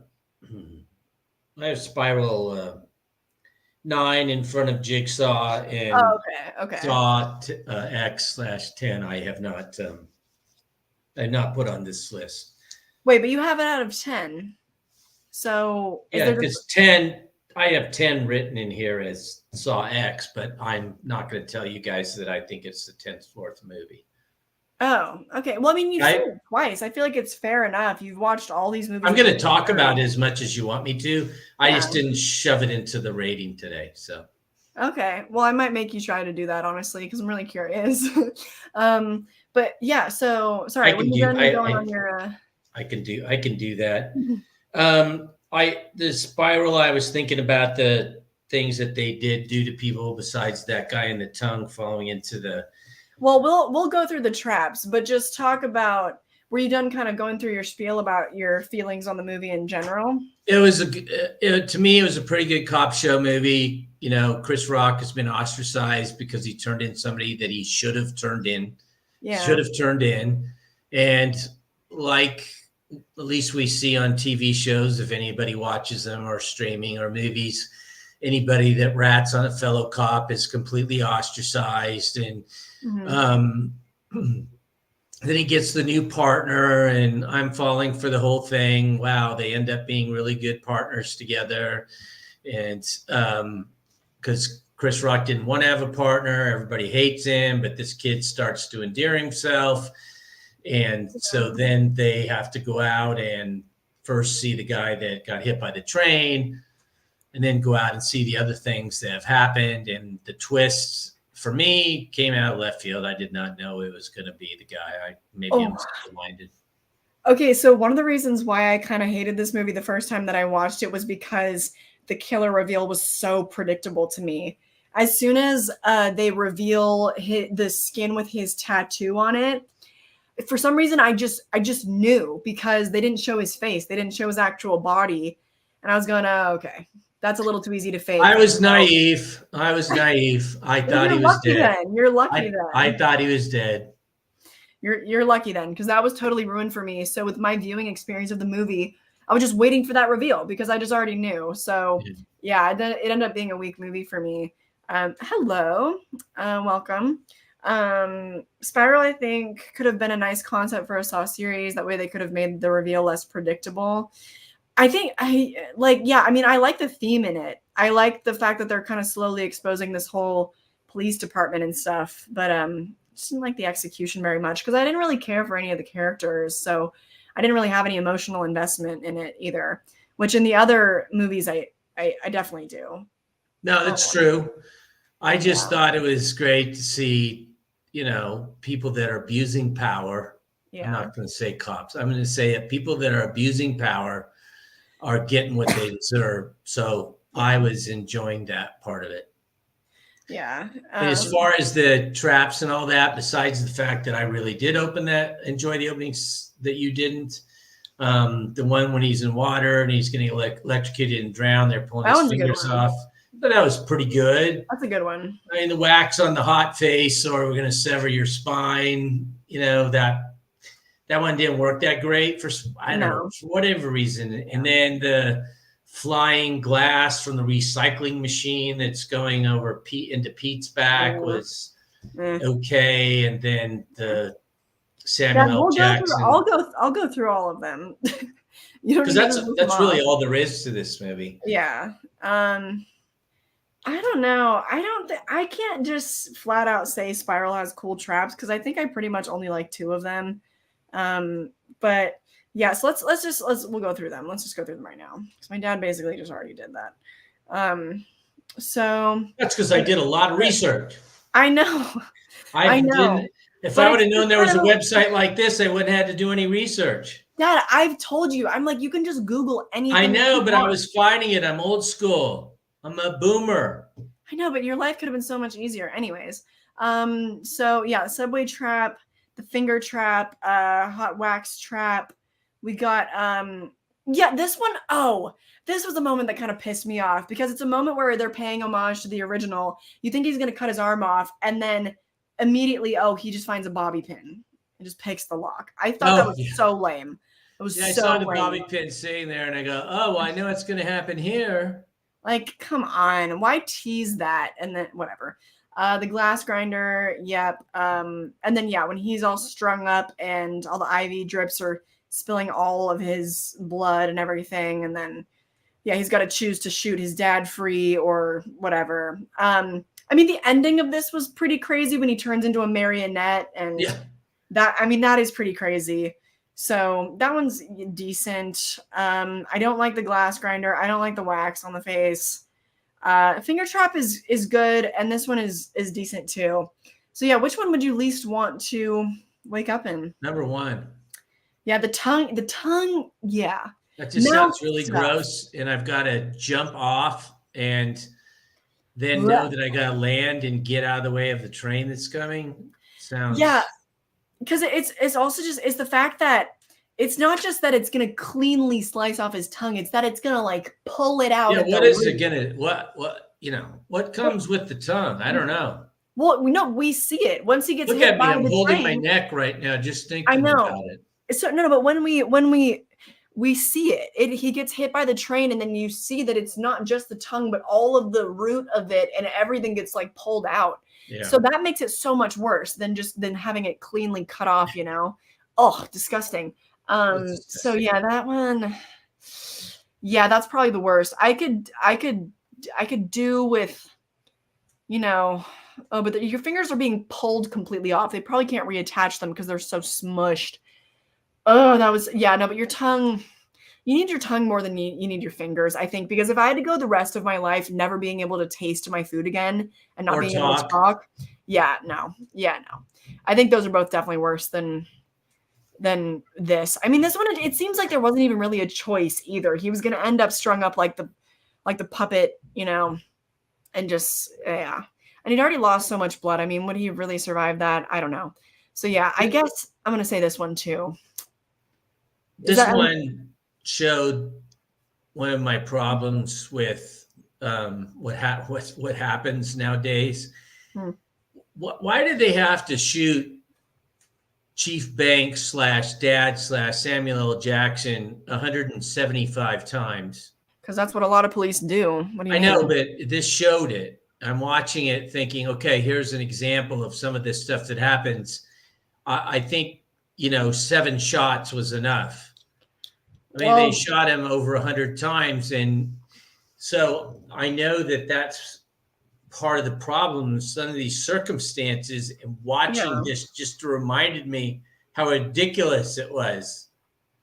He's been shot 7 times. The shotgun arm is down. There's nothing he can do. He's hanging up there, and they're just still shooting.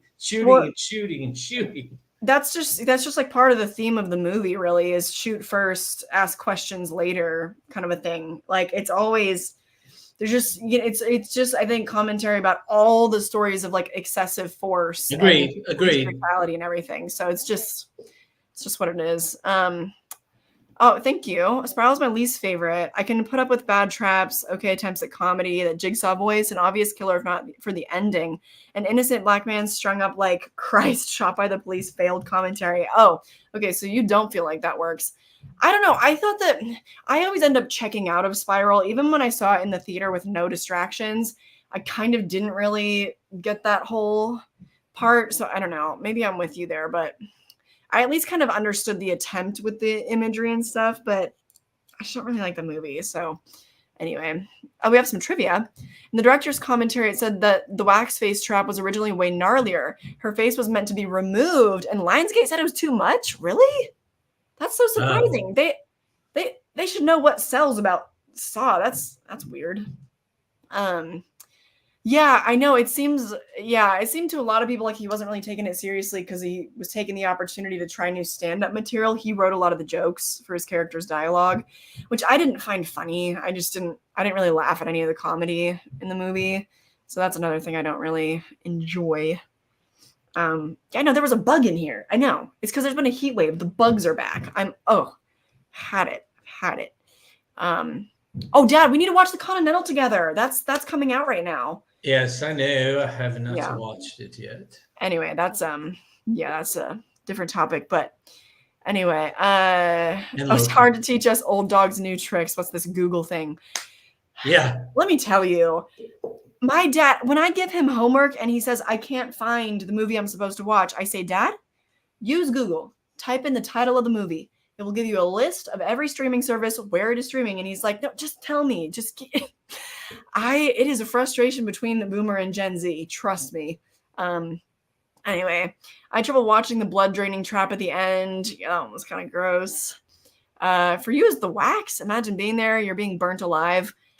I don't know. It would be terrible. And you're basically suffocating under it and it's burning. That would be really bad, but just conceptually, I don't know. I don't feel I like don't think it was shot very well. It didn't really translate because it seems awful, but it's also just so simple. It's not a very complex trap, and especially in comparison with a lot of other stuff in the franchise, it's just kind of like whatever.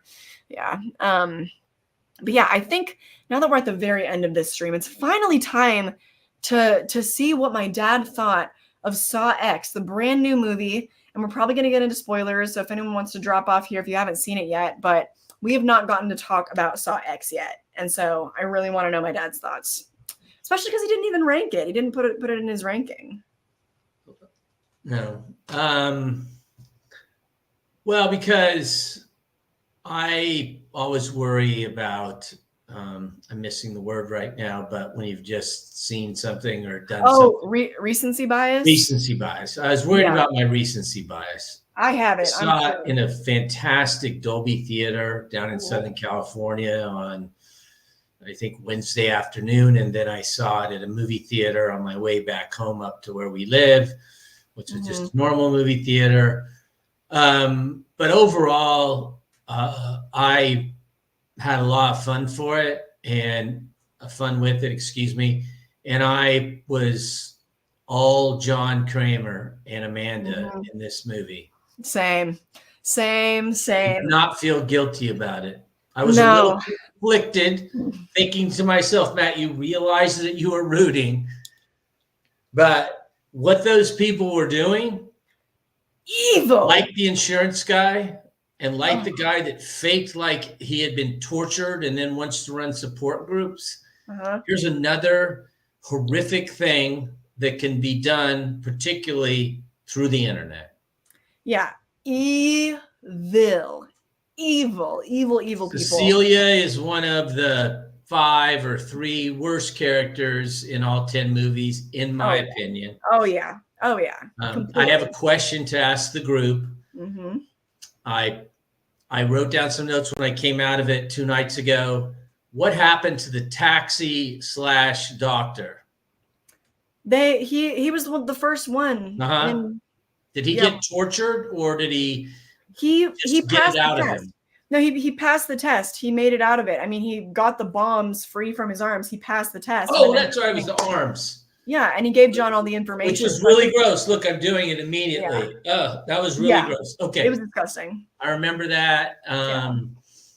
Anyway, I really enjoyed the movie. Thought it was a lot of fun. Watched it 2 times in 2 days, or 2 times in 3 days. 2 times in 3 days. Yeah. Wasn't bored either time. And, for not being an old Saw head and a new member of the community, I enjoyed it a lot. Good. Yeah, no, I loved it. For me, it's right beneath Saw 6 because I think for me, a lot of my ranking has to do with, first of all, the setup of the traps, because I like it, everyone's together. And then also the moral tale. Yeah. And then also the vileness of the people within the trap. I mean, to me, it was right up there with the health insurance people, probably a bit worse. Well, sure. Yeah. So especially Cecilia. I mean, Cecilia is just a terrible human being. If I hated people, which I don't hate many, but I hate very few. Yeah. One of them used to be president. But anyway, I really don't hate a lot of people, but her, if she was a human being that I had read about, I hate her. Yeah. And she was never going to show any contrition. No, she, just no remorse. I mean, sociopath. I'm bummed that she did not die in one of his good traps. Listen, I was expecting her to eat it, just bite it so viciously. But I kind of think maybe they're saving her for another movie. They're kind of leaving it a little bit open, which I can't be mad about. Because she is, I mean, one of the first people to really be equal to John Kramer. I mean, she's just so vile, just crazy. So one of the things that I thought about philosophizing about the movie is, so this movie starts with John getting in a trap. Well, sort of. Kind of. I know it's not exactly, but still. But he does end up in one. What? He does end up in one. He really does. He ends up in a trap in his own way. I mean, he goes down there. Now he has hope, which the worst thing you can do is kill people's hope. Yeah. I agree with John in that. I mean, it's really, I believe that in life, killing people's hope. Yeah. Taking their money and the hope, and just what they did was terrible. And but then we got John. I don't know where he got all of his materials that quick. Know. Imagine getting Billy through customs. Yep, but boy, did he take care of business. I know. And and Amanda showing up. I imagine that phone call, you know, where he's Amanda, you have to come down here and bring Billy. Bring the puppet. And then the one phone call that he says, detective, there's somebody we need to find. So through the whole movie, I'm going, is she a detective now? No. Well, I know why now. Well, yeah. I learned because you told me to stay through the credits. Yeah. Yep. Detective, baby.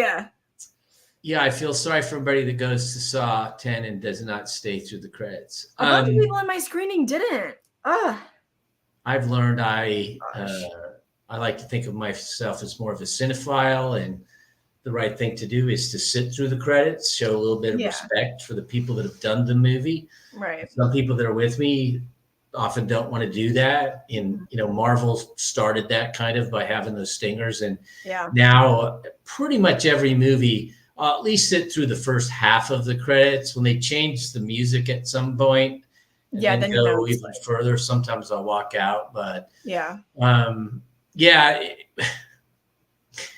it was enjoyable watching him sketch in his leather notebook and sketch the different types of evil. The bear trap and the other thing that I liked, I wanted to remember a couple of his lines, but when the doctor's telling him, he says, do I have a year? And he says, months, maybe. Yeah. And he said, but I have a lot of work to do. Yeah. And the doctor says, well, John, it's really a time to, he goes, so you want me to just try to find my best way to enjoy death? Right. Yeah.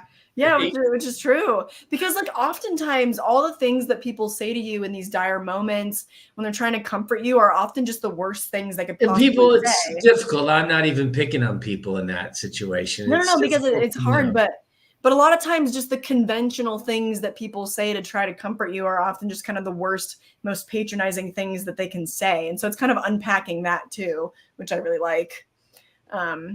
But yeah, Tiago, this is so true. They brought it. I love Saw, but it wasn't until Saw X that I felt uncomfortable with the traps.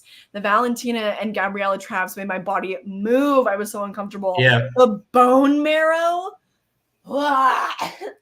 Okay, so that I'm glad you brought that up because wait, don't just that's the last one about all the traps again. Don't. No, I'm not gonna do all the traps. Okay, but that was one of the best. You have to cut your leg off with the ghillie saw, which takes 3 or 4 minutes of intense effort. You're doing it. You have to stick this thing in your stump to get bone marrow out and fill the thing. Oh my God.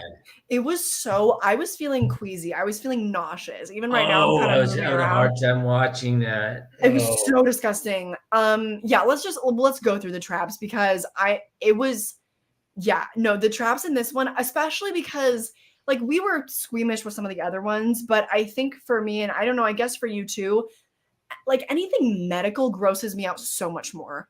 The eye vacuum was pretty cool. That was a fun one. His fantasy, It's fantasy, yeah. his fantasy of a guy making himself break his fingers or his eyeballs are going to get sucked out. That was a great one. Yeah, that was a fun one. Holy moly. Yeah, then the pipe bomb one where it's attached to his arms embedded into his forearms. Yeah. Yep. The wire saw trap we just talked about. So disgusting. The brain surgery one. That is my number one on my list for all 10 movies. The grossest thing I've ever seen in a movie, the most squirming I've ever done. Wow. Was the guy sawing a hole in his head and pulling gray matter out. Yeah. Nothing has ever beat that for me. Yeah, it was like the original Saw 3 scene on steroids. I mean, just oh my God, that was so gross. Yeah, it was disgusting. I'm sure I was holding my head just like this all through the movie. I'm sure. I'm sure. Then we got, the radiation trap, which, Gabriella did a good job. The bloodboarding trap looked really intense, especially because it really looked like it was Tobin Bell. And if it really was, I don't know, it must have been a stunt double, but it had to be a stunt. Had to be a stunt double. I don't know. And then the gas chamber trap was actually really good too. How there's only the one opening and it's pitting this evil couple against each other. I love that. How they turned on each other. I love that. See, it's a pretty good movie.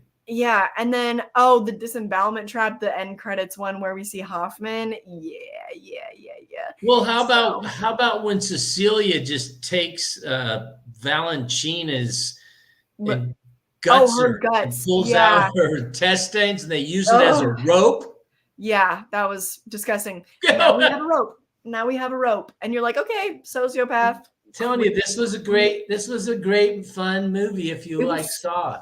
It was so good. It was so good. Really well done. So which one? I'm assuming the brain trap is the one you least like to wake up in. Oh, yeah, that one for sure. That's got to be my answer too. Cutting into your own brain. You could say you're going to poke my eyes out, or I start to saw my head open and I say poke my eye out. Sorry. And the fact that, listen, I don't want to split hairs on realism and stuff, but do you really believe anybody could cut into their own brain and maintain? I mean, my hands would have been like I couldn't. No, look, there's a lot of things you have to dispense belief on. I know that one was really, really hard for me. I'll be honest, but just it's an all-timer. It's an all-timer. All-timer. Yeah, so maybe that's a really obvious answer. Maybe we choose a number 2, and I think the obvious number 2 is the wire saw trap with the cutting your own leg off and the bone marrow. Pulling your bone marrow out. I mean, I don't know how much further they could go in this to have another Saw. I mean, listen, I was surprised that they could surprise me with all of this, that it could be so gnarly after all this time. I mean, this one's great too, having your eyeballs sucked out. I mean, it just was a good movie. It just was a good Saw movie. And is that one? But would you say that one was your favorite though? Do you have a different favorite? I know that'd be sacrilege for everybody on here. You guys might kick me off your channel. What? If I rank it too high, I don't know. I mean, no, because the grossest isn't always necessarily your favorite. I mean, I will say I have to get more thought. It's definitely in the top 6 for me. Absolutely. Okay. Yeah, I mean, just because I was so grossed out by these, I will say they were very impressive. I don't know if I could call them a favorite. I really, really liked this one, just the eyeball sucking out. I mean, I think that's just that was a great. That one's just good, clean fun, honestly. But this one might be my favorite. I think the gas chamber trap is probably my favorite because just again the psychological element of it, the fact that he called it that they knew that they would turn on each other because they're just such evil people. I really like that part, them fighting to stick their head out into the clean air. I mean, I thought it was really, really clever because I didn't see that part coming. I knew that somehow they would be 10 steps ahead and figure out how to best them and get them, because I wasn't expecting the kid to end up there, but I knew that they would be ahead of it. I thought because he said there's no guns allowed, he would try to shoot Amanda and it would go off in his face or something. I did not foresee the entire gas chamber thing. Thought that was pretty crazy. Well, and how about Cecilia just stepping on what's-her-face's neck and breaking it? That was heartbreaking. That was horrific. And I think really, I think that to me was the biggest difference in character of John Kramer and Cecilia, where Cecilia is just plain evil villain through and through, whereas John, does horrific stuff, but is obviously a lot more complex. And these guys demanded reasons. She only cares about money. Exactly. He only cares about money. And John, as we saw in Saw X with him hugging Amanda and them both crying, he feels empathy. He feels things deeply. I mean, he's capable of human connection and all of that. So it just makes him so interesting. He's a lot like Hannibal Lecter in that way. He is a lot like, that's what I kept thinking about. Yeah. That was the best Amanda, by the way. I thought that she was a great part of the movie. Yeah, and great performance. Nobody phoning it in. I thought it was great. Saw X was great. Yeah, longest movie in the franchise. You felt the length. Oh, I didn't really. But this movie is all John Kramer. I laughed when the lady used the intestines as a rope, and when John was sketching his future trap in the book in the park. Oh yeah, just like an old man in the park. Just seems wholesome, and he's just like figuring out ways to torture people. My favorite trap is a tie with the guy scooping his brains versus the John and the kids seesaw blood waterboard. Yeah, well cool said, thing Ryan. on getting his own medicine. True, because we never see him in an actual trap before, so it's cool. Yeah, you liked her because you're supposed to hate her. Exactly. No, I mean, she was such a good villain. She's a good written character, and the acting was phenomenal. Yeah, of course. Let's see. The first full prequel in the franchise. That's true, because it's mostly flashbacks, and it happens. Wait. I might know there from beginning to end. Even with Hoffman returning to the end, it happens before Saw 3D. So I still wonder what happened to Hoffman, but I love that Saw X was a return to form for the franchise. Yeah. The yellow filter. Oh, yeah. But I like the 2000 cinematography and gimmicks made a comeback.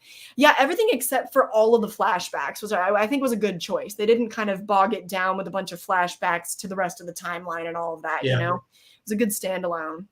We are still going. Hi, Desi. Hello. But yeah, we're probably going to sign off soon because I'm hungry. I'm so hungry. I want to say one thing since I haven't been on for a long time. And we were going to do something on Patreon and we just ended up doing it. Yeah. The newest The Nun movie stinks. Oh, right.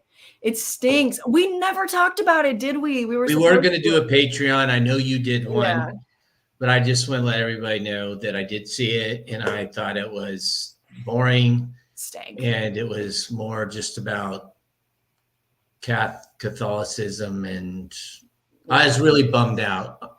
It was boring. I'm looking forward.